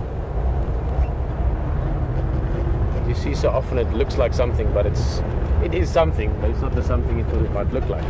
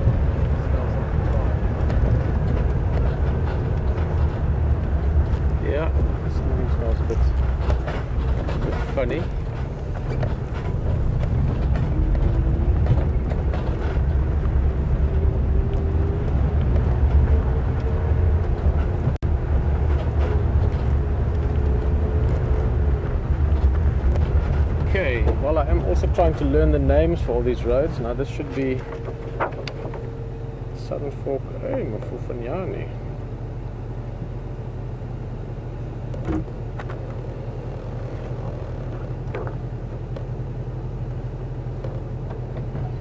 Let's go one more. This would be Mafufanyani shortcut here. Speak to Neil again. Neil, Peter.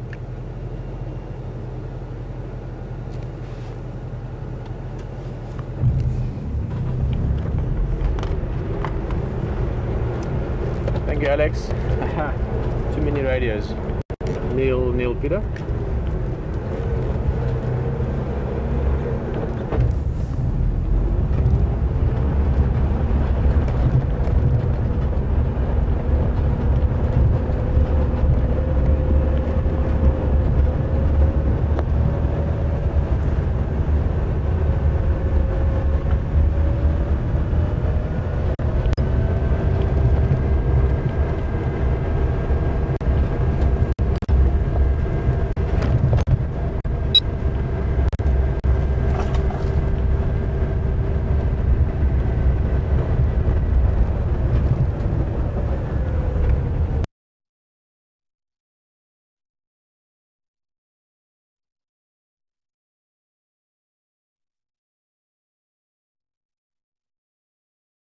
Yes, I'm really interested to go there.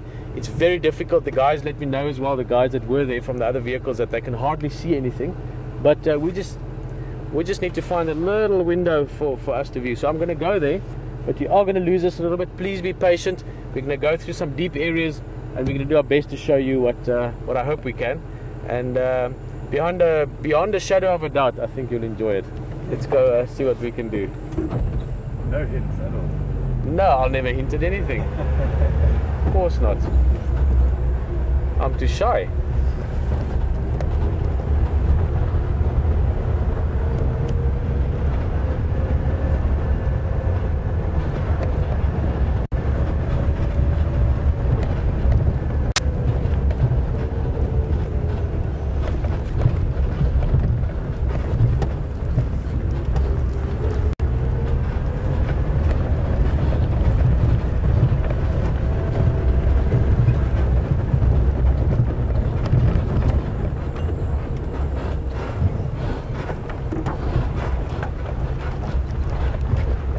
Something.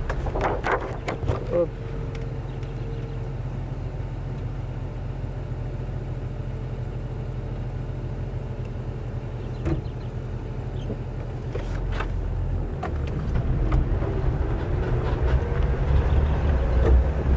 British Columbia, that's the state that I always thought was beautiful. Teresa just asking when the rainy season starts. It's now. It normally by now would have rained a bit more. So it could rain at any stage, and we'll certainly experience rain over the next few weeks and months. And most of the roads are still passable, some of them not. They get closed off for a few days, more just not to damage them, when we are using sort of top of the range 4x4s. So you go most places, but we do get very sensitive in certain areas, seep lines and so on, we try and avoid. And we also use the main roads only, or not the main roads, but the roads that are conducive to wet travel. So it doesn't limit us. Yeah, it limits us a little bit, but not to the point where it influences the game drives severely. We might lose a bit of signal through the dip, and we're going to come out the other end again.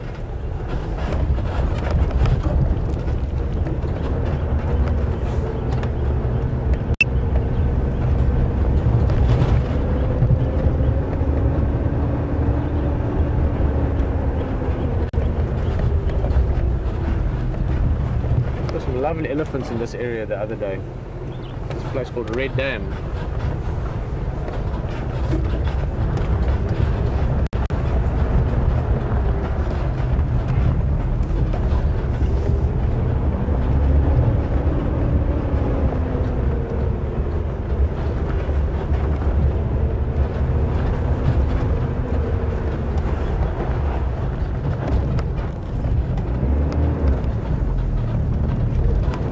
Well, that's great news.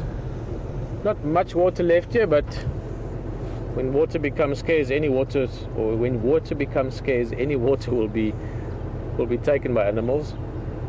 You'll see lots of elephant dung and tracks of game here. So sure we'll see something here at some stage or another again.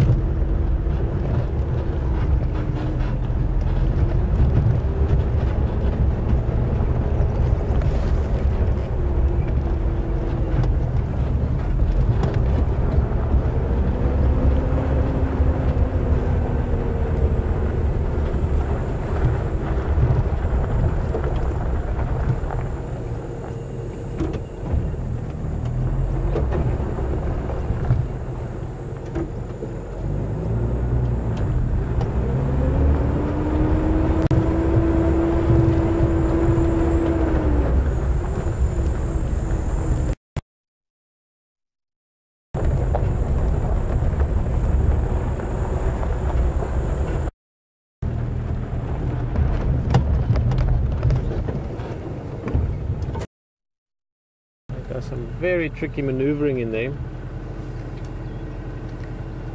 The guys have got, even though they've got brilliant vehicles for their game drives, we are so spoiled having the vehicles we're driving.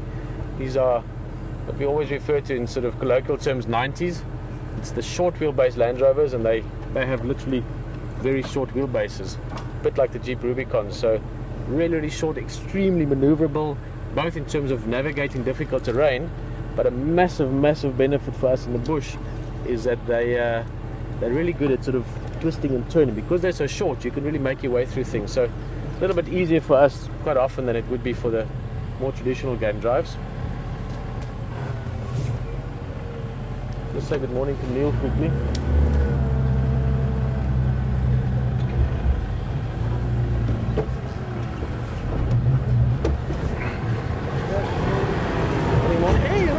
How are you on for? Yeah, nice to see you, Neil. Nice to see you. Okay, how's it going? Very good. Nice and hot now, huh? Yeah, nice and warm today. Yeah. Okay, so we gotta go. Morning, everyone. Morning. Yeah. Yeah, I was in there. Yeah. So park at that angle, you'll see there's a fallen over marula. She's lying across. It's lying over the Explorer. Okay. It's lying underneath. Okay. Have you got to see her? She could I haven't seen her since she was still with her mum, Yeah, so I'm quite excited to see her. Mum Ping Pan? 1, 2, 2. Yeah. Boy, girl? Not yet. Not yet. We've already seen her. She's likes us. She's Yeah, well, her nickname used to be Shy. Exactly. In Ghana as well, so the same as now. And age-wise for them? They must be. I've got some notes here, but I prefer it from the mouth of the horse, or whatever the expression is. They must be around maybe 10, 11 weeks, I'm sure. Oh, so tiny still, huh? Yeah. Okay, awesome. Well, we'll sit quietly and maybe we get a little gap there. Awesome. Right, thanks. I'll see you guys soon. Cheers, man. Nice seeing you. Yeah. Rodney, Kung nice to see you. How's Candy? Is it? Yeah. Oh, okay. Cool. Cheers, guys. Bye-bye. Enjoy your safari. I'm sure you'll have a lovely time. Bye-bye. Hello, all right. Okay, well, I'm sure you've heard some of that. I was just getting the lowdown. It's always good to get the information from the guides. These guys do it every day for a living. They're experts on the area. And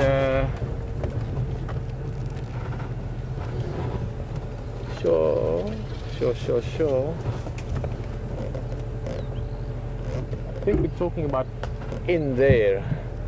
But let's see. Brian, can you see anything at all yet? Let's first try and see, and then we'll try and see what we can do to get a view, because this is some tricky terrain. Where did he say? He said under the fallen down marula, which I presume is that. Let me just see what we can do with the car here.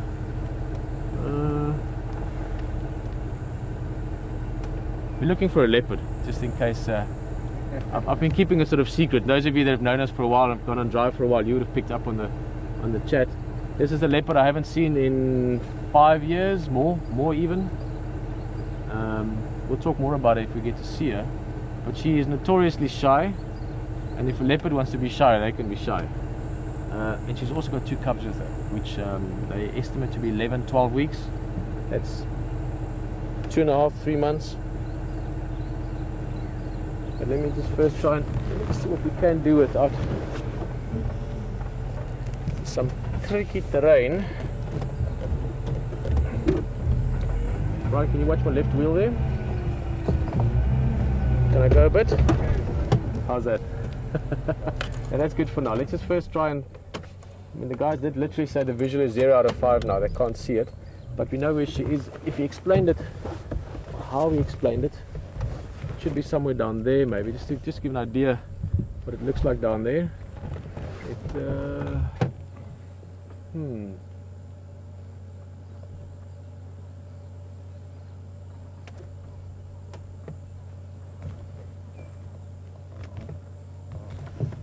Okay.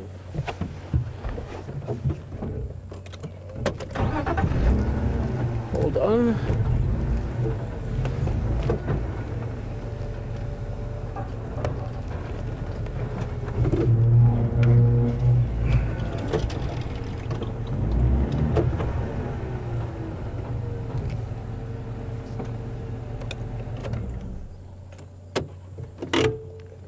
Tricky terrain. Let me just make sure the car is stable.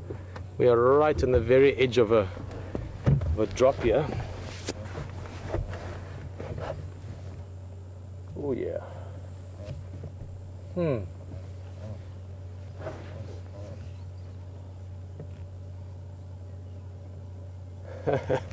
don't know how we're going to see that. I can see a little bit of a patch of what is shadow. One of the 2 female cubs of Karula, her first litter. I mean, she's about coming on to 8 years old now. She's got cubs, 2 of them. Don't know if male or female yet. But to see her, it's not impossible, but it will be tricky.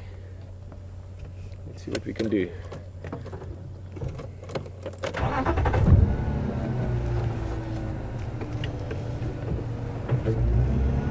We'll show you to her somewhere or another, even if it's just some of the spots.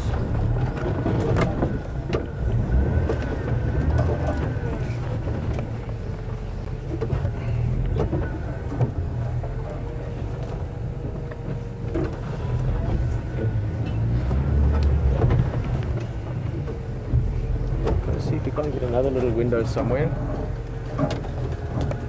Ah, love this vehicle, huh? I don't know I'm going on about it, but it is such a pleasure to drive. Such an amazing vehicle. There we go. We're going to show you her face. Never mind some of the spots. Right in there. Woo. Guys, you can see why leopard could so easily hide from you if they want to. You see it, Brian? Yeah, I do. I'll move once we're in there because we're going to have to literally find a little tiny window, but it's right in. Where are we now? Right in there. Go a little bit wide, a little bit right from that. You're higher up than I am. So we're using that log as a reference. Okay, which log? If you go a little bit wide again, let me just see, just go wide. That one, we use that as the reference, the log underneath that, but I think the log might be blocking you. So I think somewhere roughly in there where my fingertip is now. If you go there, we should be pretty close. It should be here. Move your hand quick. It should be directly in front of me here. Focus deeper in. There we go. There's the spot slightly right. I see her. Up a little bit and right. Hey, okay, now, guys, it's going to be a bit shaky, but this is the only way we can do this. I'm going to now just try and get you a view of the face. There you can see the eye. Hello, shadow, you beautiful thing.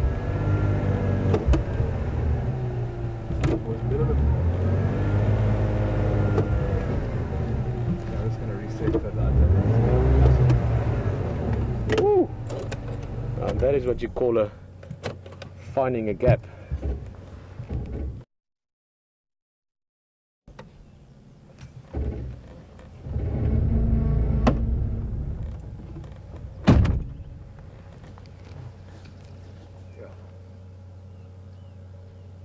Very well camouflaged in there. Oh yeah, no, that is amazing. These cats just blend into the environment so easily. Right down in a donga as well, or sort of a little gully is maybe another word that would make sense to you. A place that the water has washed out some sort of holes and cavities over time.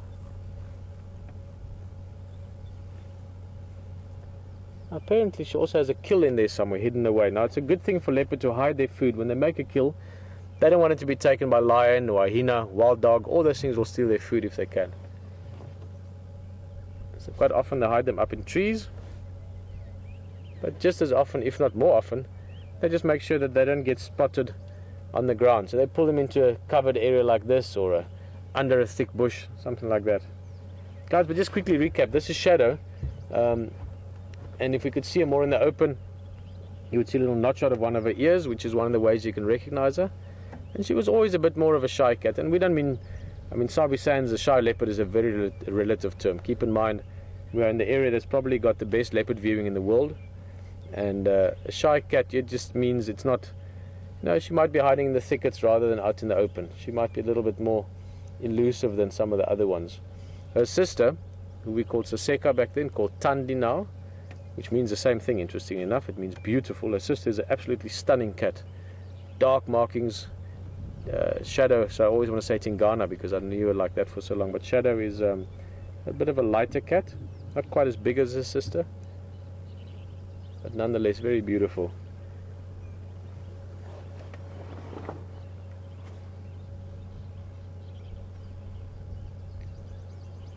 A couple of bothersome flies there to get rid of.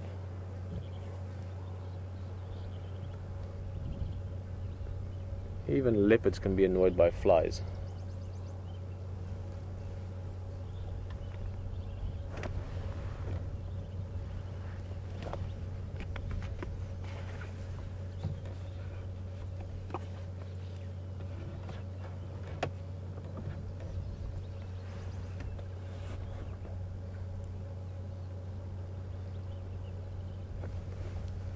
Those little cubs will also be hidden here somewhere, but they would be hidden even better. she would tuck them into a little safe corner somewhere. They are still young.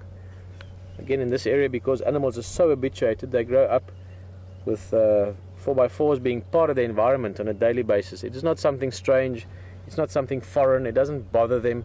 For them, it is part of their environment, the same as rocks and trees and elephants and wartholes. They are used to it to the point where it is really, truly part of their natural habitat. Seeing vehicles, so it's typically not something that bothers them, but normally up to about 6-8 weeks the cubs tend to be very small still, and we don't view them too often, so it's here from about 8 weeks that you see them on a more regular basis. And as much as she's a tricky cat to find, I'm sure we're going to get to know Shadow over the next weeks and months, as well as her cubs.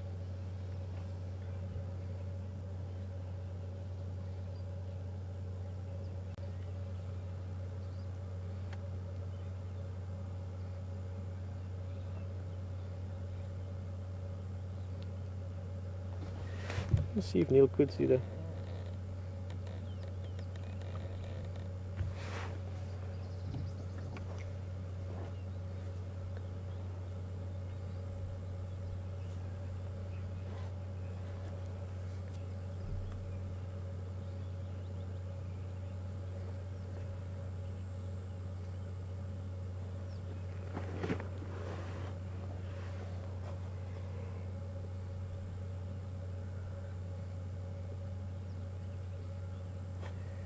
Good morning, Julie, joining us from the UK. I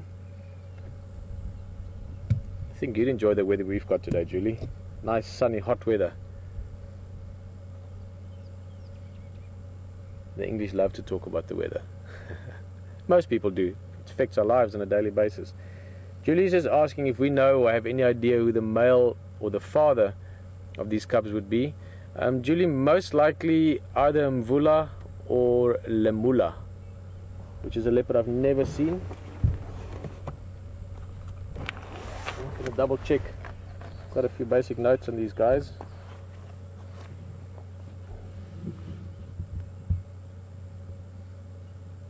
But most likely Mvula. Where is that other guy? If I remember correctly, his name is Lemula. He's a beautiful male. I've heard him mentioned often by the guides. Well, not often, but a few times when I chatted to them. Big male as well, beautiful.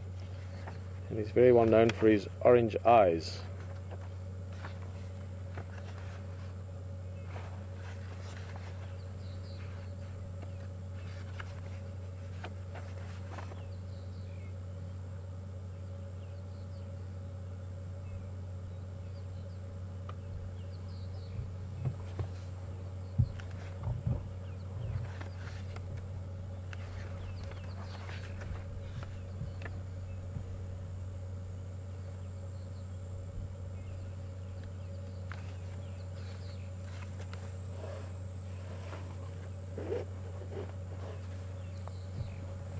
Fantastic. Thanks, Alex.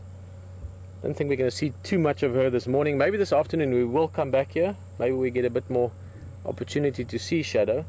But Alex is letting us know that they've just put a picture up on Twitter of Shadow, so you can see her a bit better in real life, as well as Mvula, who's the likely father of the cubs, and the leopard we saw yesterday morning.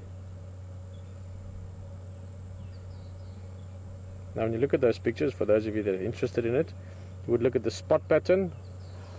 That's the spots above the whisker spots, 4 and 3, one side to the other.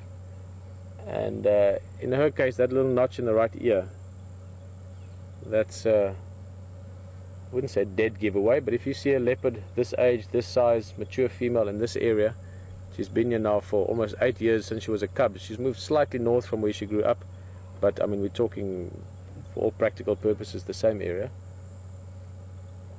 Her and her sister Tandi and her mother Karula, they're still living up in these parts of the woods.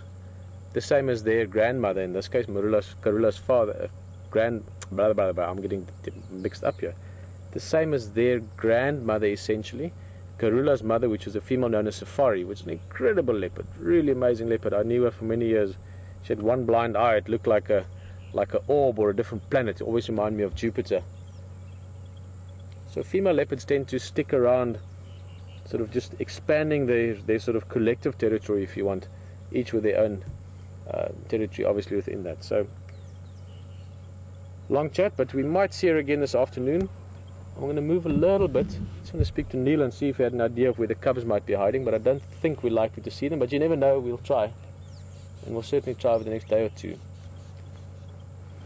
Neil again.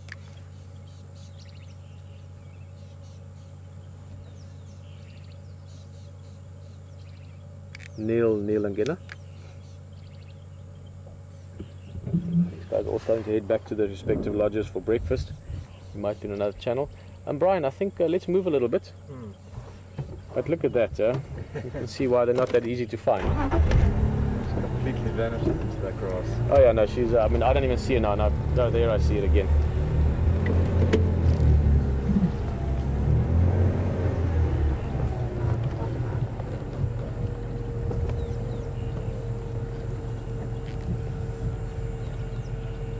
Not gonna see more than that. Hey, she's found the spot, huh?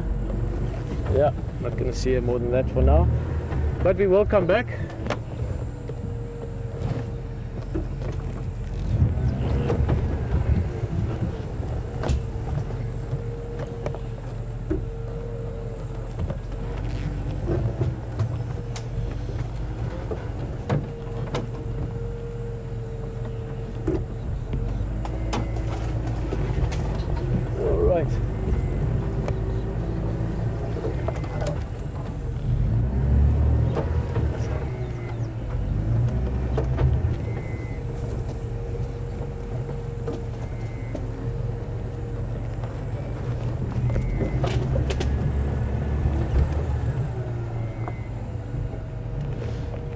Reverse a little bit more.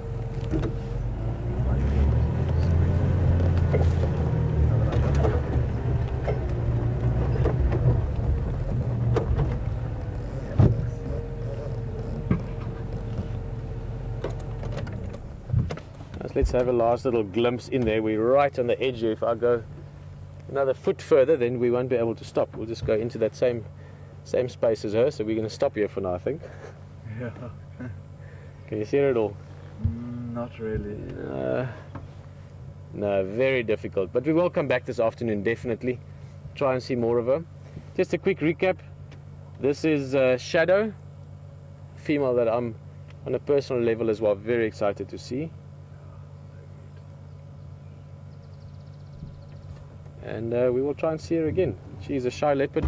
She's picked a good area. You can see in there it's the thick stuff. We'll try again this afternoon. We've got about 40 minutes or so left of driving time, so we're going to see what else we can find. Let's have a quick squiz at where we might be going. Where shall we go? That one, that one.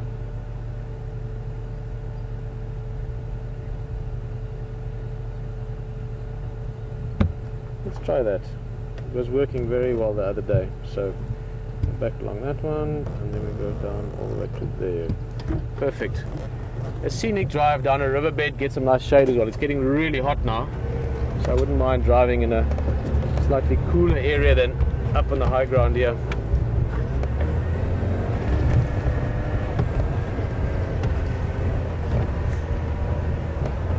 Place to catch shadow would be when she goes to drink. She'll probably go for a drink. You don't really know with leopard, they can do it sort of any time of the day, especially with little cubs. She's got about 3-month-old cubs with them. She might be going down to drink at Red Dam during the middle of the day. You know, there's the benefit for her that if she does that, she's not that likely to bump into other predators like lions or like hyenas. And with little cubs, that's not a bad way to do it. But it could also be later afternoon, so who knows, but that would be the time to catch her.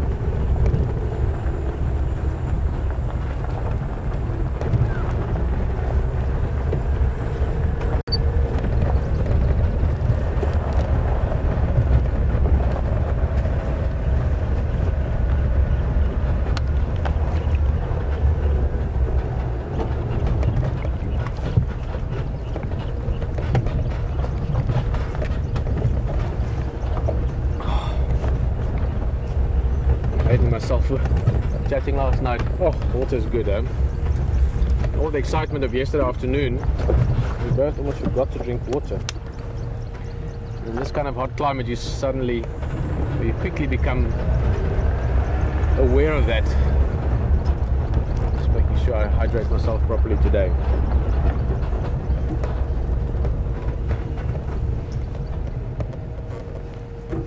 All right. Nothing here for now. We will be back later again. We're going to drive down the Marakeni Donga. That's the name of the road running down the riverbed that we so enjoyed the other day.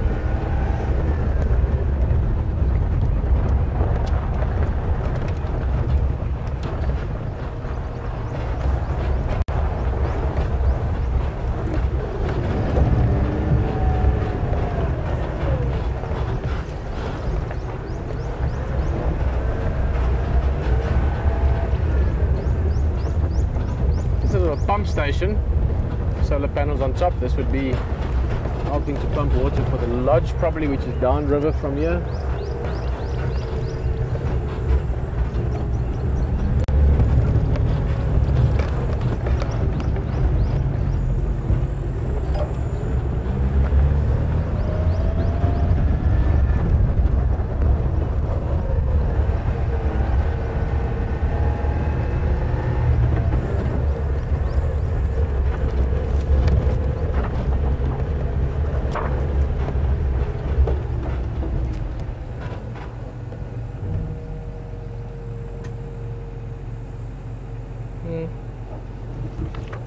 According to the map, I should be going a little bit more, then there'll be a turn off. Let's see if we find it, otherwise I'll go back and take it that way around.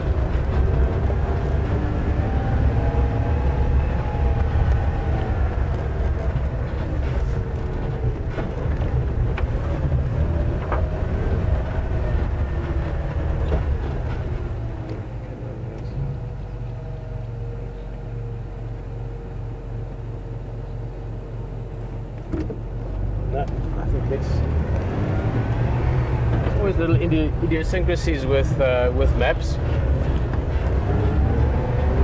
According to the map, I should have come up this way and then turned, but the more important part is to use logic. And according to that, we should just turn in the dip there. So we shall do that. Then we just find a place to turn.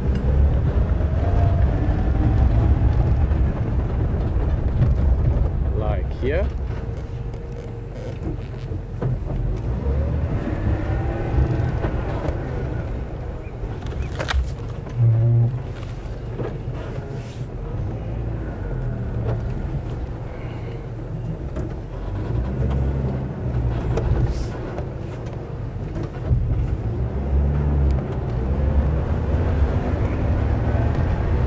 Alrighty, Marakeni Donga, here we come.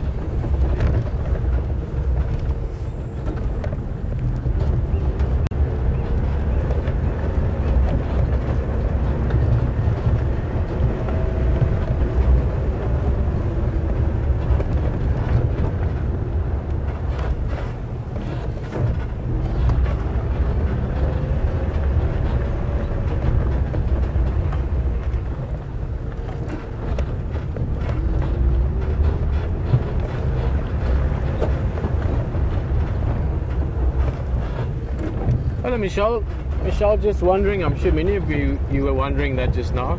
At what age would leopards start bringing the cubs out into the open? I mean, they have to move them even when they're very small. They move them from sort of hiding place to hiding place. But Michelle, probably about 2 months, 6-8 weeks is when you normally start seeing them. That's when they start moving around a bit more freely, but still hiding. Keep in mind, as I said earlier, with vehicles, they are so habituated to vehicles that they know we are not a threat in any way. So as soon as they start moving them around, you can normally see them. So depending on the female, as young as, I mean, I've seen cubs, you know, weeks old. But as young as 4-6 weeks, you start seeing them a bit more. But normally from about 8 months is when when you start viewing them, but still very, very sensitively. Obviously they are tiny, but they get very, very used to the vehicles quite quickly. And we have an elephant. Hello, elephants. Why does this feel like that one with the tiny baby to me? We only saw her once. This looks like about the same condition female. So let's keep an eye out. Maybe Little one there. there could be, yeah, that's a young one there with her. Although the young ones that they had with them the other day were a bit bigger, so maybe this is a different herd. We were just very lucky a couple of days ago. We saw the tiniest little calf. Yeah, this is a different group. These are maybe the ones we saw at Red Dam. Brian was with me the other day. You guys on the drive that were on the same drive. We saw a little breeding herd as well. Just go down there. I think they've got the same idea as we've got. Stick to the shadowy bits when it gets hot.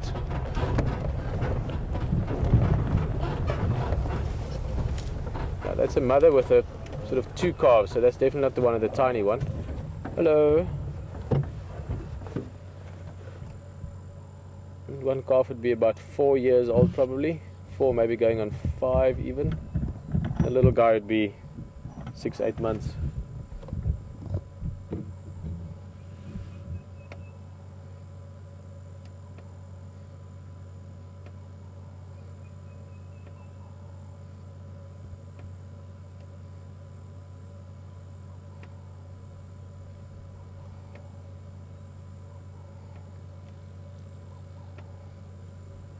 I think these elephants want to relax a little bit. You can see it's getting warm, the ears are flapping, that helps to cool them down.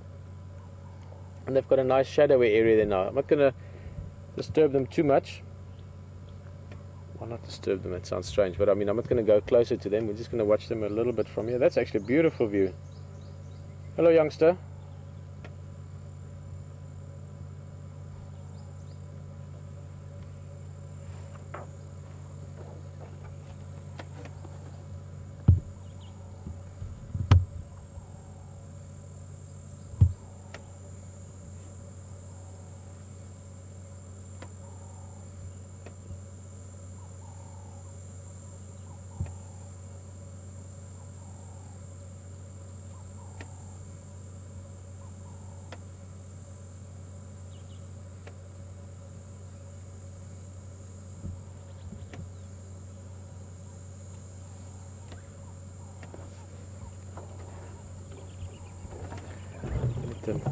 Enjoy their spots. Good place for elephants to relax for the day. Water not too far, lots of shade.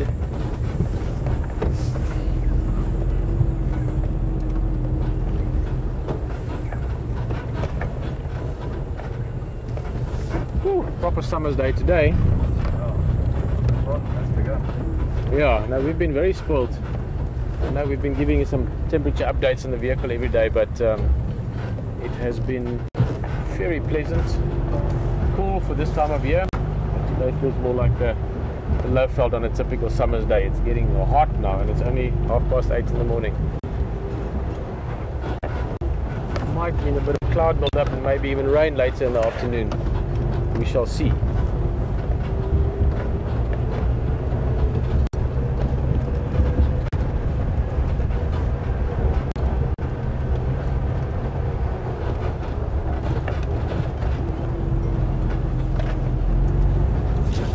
Hey, there's a big elephant.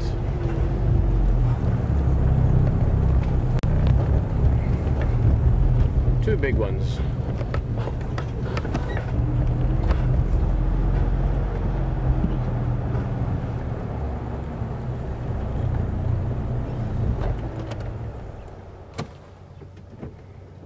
eating a little bit of leadwood. Look at how he's standing with his back foot, just out of interest, guys.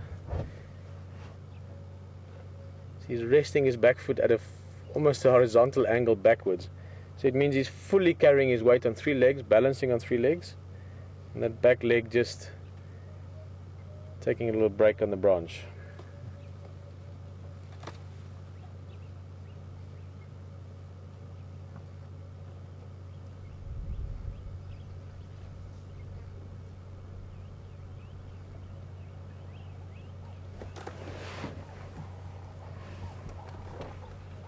Stations a couple of Madora and Love in the Skovanin Marakene Donga between the Skull Road and the Red Dam.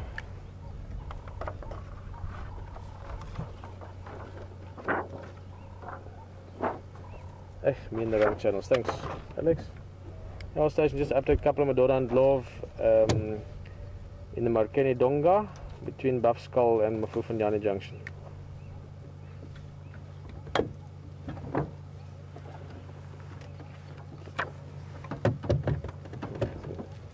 Used to the Jiga setup. Funny how quickly you get used to certain things.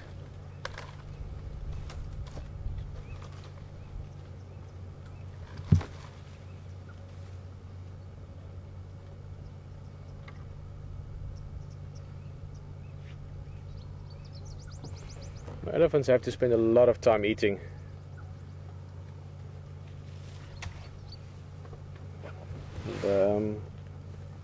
Ooh, check this illy. The tusker from the other day. Is it? Looks like the same guy. Yeah, it's a big boy. Beautiful, huh? Recognize him. He's got that collar on. If you see that funny bump on his neck, it means he's being monitored, tracked probably or most likely via satellite, so GPS coordinates and seeing his movements. Awesome. Saw him 2-3 days ago. Magnificent bull. Physically very big, great prime condition. Sort of mid-40s somewhere probably. Nice tusks as well.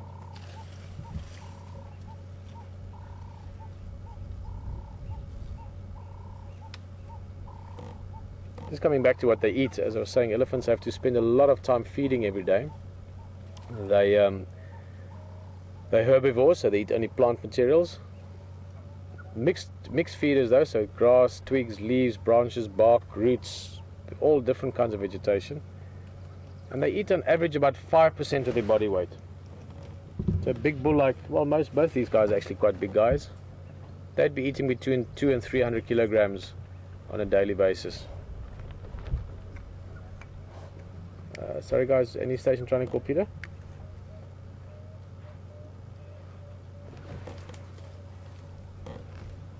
Yeah, just Voyam for us. One Madora in front of me, and then one Makulu Madora there by the dead leadwoods.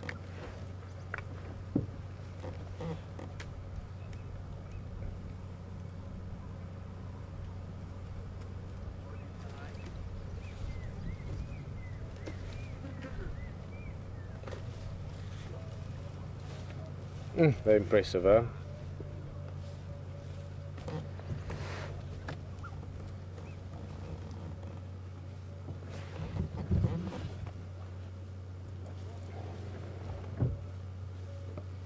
Yeah, I'm estimating him probably in the, it's always difficult to say exactly, but I would say at least in the 5-ton region. Means on average, I mean this obviously is really give or take, but on average he's eating 250 kilograms a day. That's a lot of leaves and twigs and grass to add onto a pile.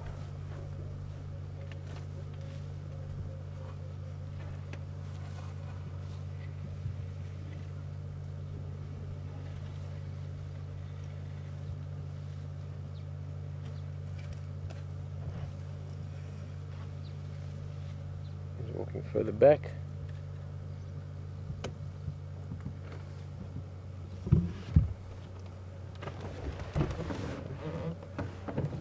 Make a little bit more space for the other vehicle as well.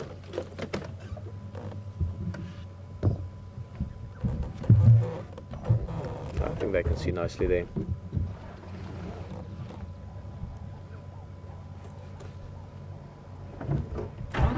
back a little bit. Hello Maureen, asking out of the UK, if an elephant has only one tusk, does that affect the ability to compete or to fight with other bulls? Yes, I would say for fighting it does. It doesn't affect the ability to survive. If they must, that would still give them a certain dominance, but it would certainly make a real, if it came down to a sort of a serious fight with another bull, it would make it more difficult. Hello, good Johnny. Good. Yeah, I'm for. Good Johnny winner. Sharp. What's your tracker's name?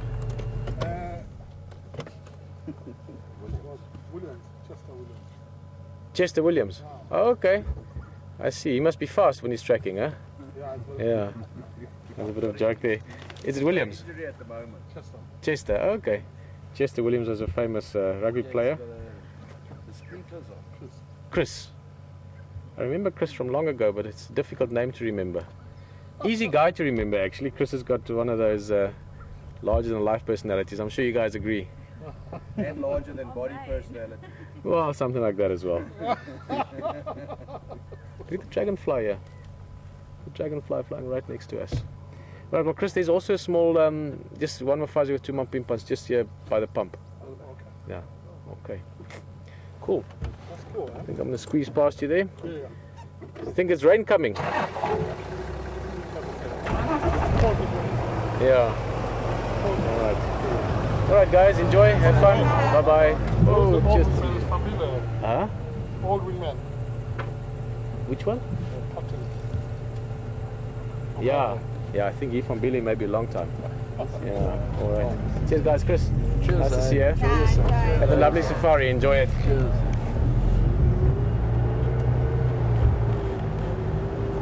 Just a bit of interaction there with Chris. I recognize him from before, I just couldn't remember his name. Lots of names to catch up with again. We're going to leave this big guy as well. We are going to be back in this area this afternoon. Let's just have a last look. Oh, there we go. He's breaking off a bit of something to snack on. There's water close by. It's a nice drainage line, so more than likely we might see these elephants again as well this afternoon when we come back to, I'm hoping, see a little bit more of shadow than we did this morning. Cheers, big guy.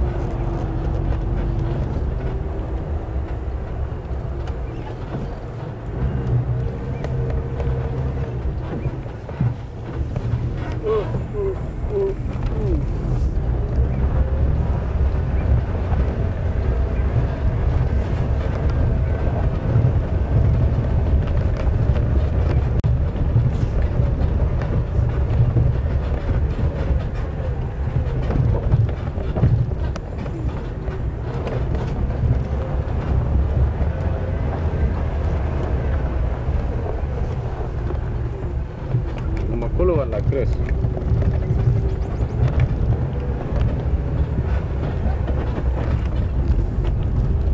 Guys, it's really not to be rude that I sometimes just have a chat on the radio. It's very important for information. That's how we find the leopard and the lions and the elephants and the things, by working together.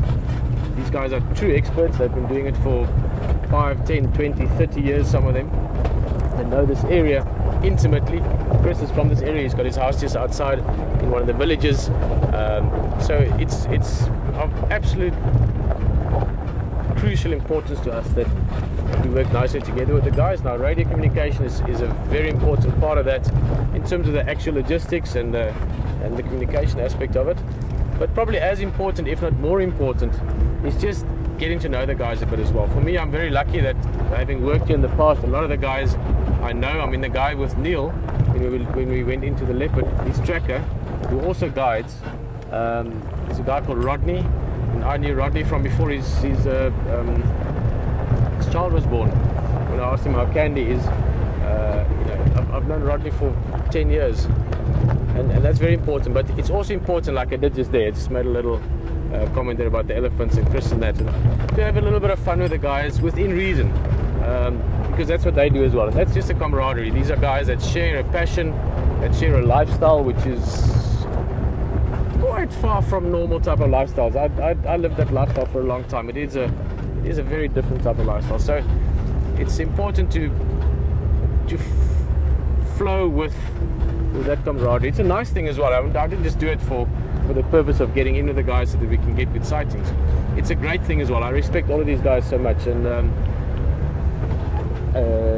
also one day when I get lost, these will be the guys helping me to get out of the area. Let me just make sure we're going to go this way. It's a Gordy pan. We're going to hook the right. Okay. And I must actually, in his absence, really commend HT Hayden the other day. He at the Rangers meeting, we met a lot of these guys, and he spoke so beautifully to them. And again, just telling them that how proud or privileged he is to be working with them, and how much he's looking forward to getting to know them a bit, but also to get to learn from them. So we really have made a lovely sort of entrance into the area in terms of how we communicate with the guides. They are super friendly to us on the radio, very helpful, and that is crucial when it comes to getting you guys into the sightings, into the places where we see the magic happen. So that is why, especially from my side, I might be in the radio every so often with the guys, just to see what's going on, keep track of things, what's happening with the wildlife, but as importantly, show them that we are here with respect and with humility and excitement as well. We like this. We get very excited about this the same as they do.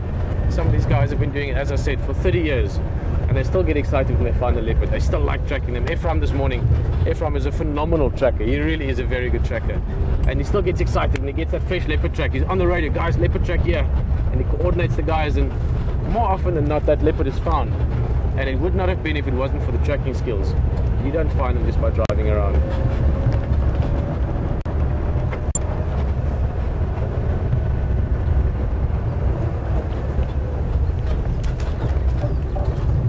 You're starting to recognize some of the spots, Brian? Oh yeah. It's starting to make sense. We're now on the Simbambili Arathusa cut line again, so we're heading back towards the sort of main road that I mentioned earlier this morning.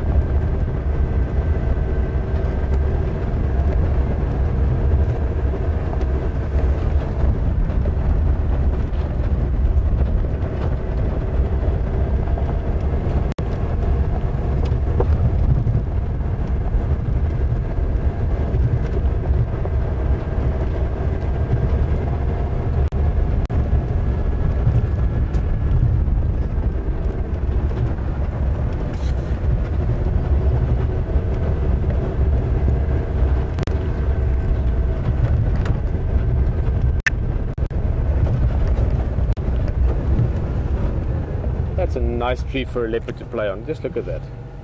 That's a marula tree that was pushed over by elephants at some stage. Now, if I was a leopard, or maybe shadow with the cubs at some stage, I promise you, maybe even live if we can get there at the right time. But the chance of at some stage or another seeing those leopards play around on this is very real, and I hope I can be there for that day. From anywhere in the world, love to see that.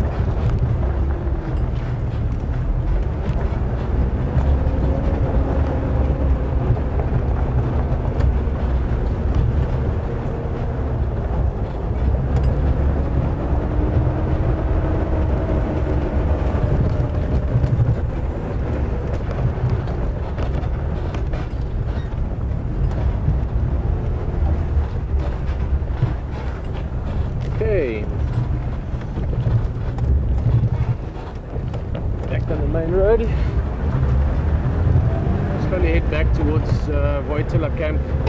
Sort of at an amble. We're going to take Philemon's cut line, something along that area, see what else we might find. Quarantine the young male leopard, which is the fourth gen or the fourth litter from Karula, the female, who's the mother to Shadow, just to sort of try and explain to them. My uncle's father's brother, sister's mother's dog's parents, uncle's grandparents, sister's daughter, who is also my brother's sister's daughter, that one, you know, like that, sort of. So Shadow, fourth litter from Karula, no, Shadow, first litter from Karula, Quarantine and Djuma, fourth litter from Karula. Now we saw him about 4 days ago, we haven't seen him since. So I'm still looking for his tracks. In Philemon's cut line, Treehouse Dam, that's where he could be hanging out. Karula as well, the mother of the leopards we just talked about. She also hasn't been seen for a few days. So that's more to look around as well. You know, every day you don't see a leopard, you're one day closer to seeing them again. So that's always a good thing to remember.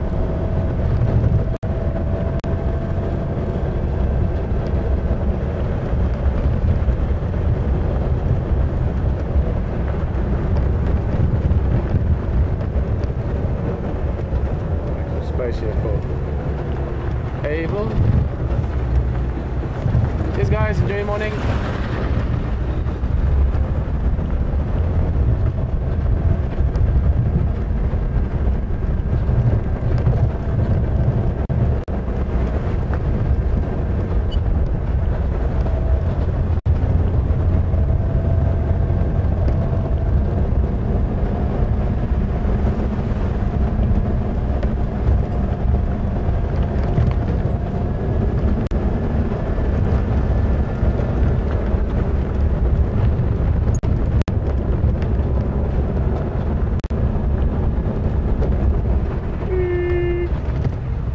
Guy we don't see too often. Yes, one of my favorite animals. Hey, and he's running away. No man, that's why they tend to be a bit nervous around this area.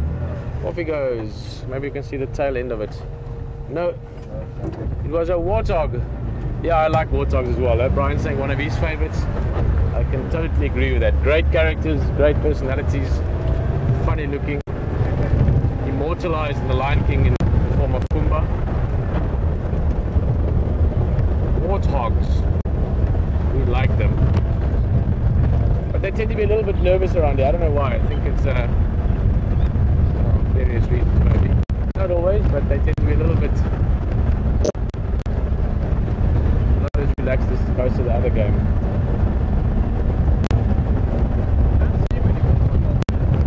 Oh, there isn't that many. I mean, apart from you and me liking warthogs, lions and leopards also really like warthogs. So.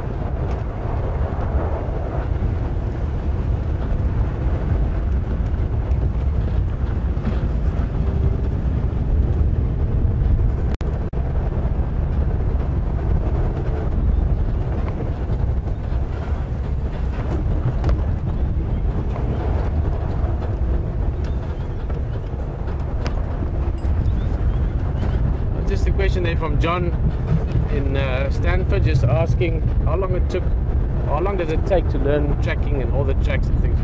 John, it's a relative term how long it takes. I mean, you could take a book and learn the shapes of tracks and so on. Probably if you really study hard in a couple of weeks, you could recognize most of the tracks in a drawing. To practically see it in the sand and even in perfect conditions, so let's say nice soft sand, also relatively easy, but then you have to start gauging size and things like that. But tracking itself is something that never stops. I'm still learning to track. Ephraim is still learning to track. You get better and better and better at it as time goes on, just because it's experience and you get to know the animal being heavy or light, or moving like this, or moving in the morning, moving in the evening. What's he doing? What's the purpose of it? Is it a male leopard patrolling his territory? Is it a female leopard moving her cubs? Is it a leopard hunting? There's so many things to consider in tracking, and then of course local knowledge. So living and working in a certain area, you build up you start learning habits of animals by seeing them often. So you would know that Mvula the leopard likes to scent mark in this area, or Karuna likes to be in that area. You start learning behavioral aspects of individuals as well, and that also helps you tracking. So there's so much to it. So I would say it's a lifelong, continuous growing experience. And I've seen guides that start guiding and really get into things like tracking, and within a year or two they're reasonably good trackers, because they make the effort to work with good trackers, to understand the whole concept of it. But then I've also worked with guides that have been guiding for 10 years and are still at best average trackers. So it really is something, it's more of a sort of an attitude or an approach to things, and it's something you want to do, that then you can excel at or not. There's no set sort of time to how long it takes to learn tracking. It really depends on the individual and the area as well. But it is a lot of fun. The enjoyment you get from tracking an animal and finding it is it's really fantastic.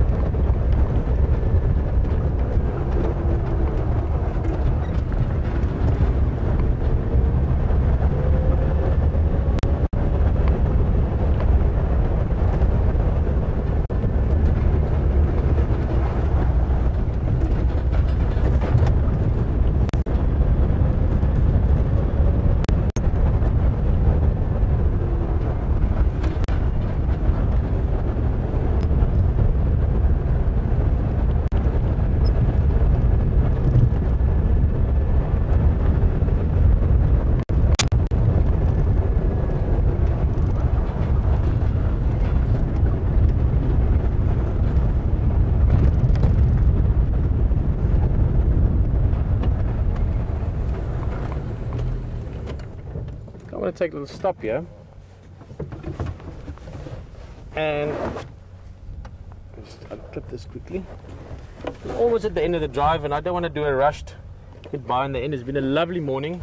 We've had incredible luck with wild dogs now, for today being the third day, and I hope it holds for the afternoon for HD. He's going to take you out this afternoon.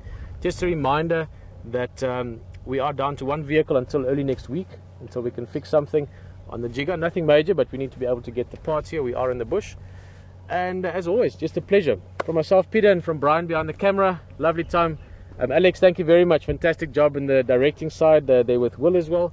It's been a lovely morning. I look forward to seeing you again tomorrow.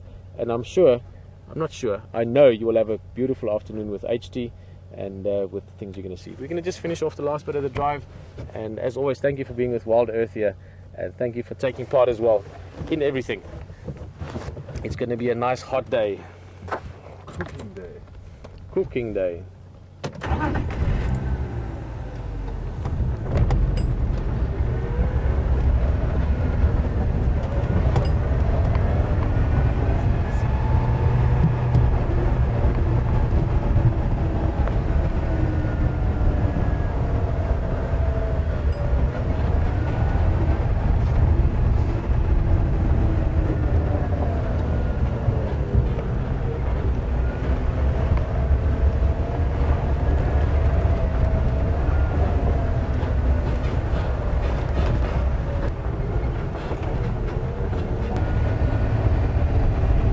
very warm, very much warmer than the last few days.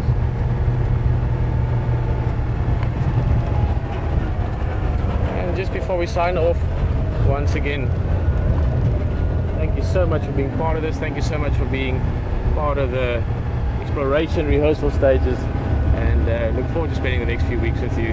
Enjoy the day. You'll be with us again this afternoon.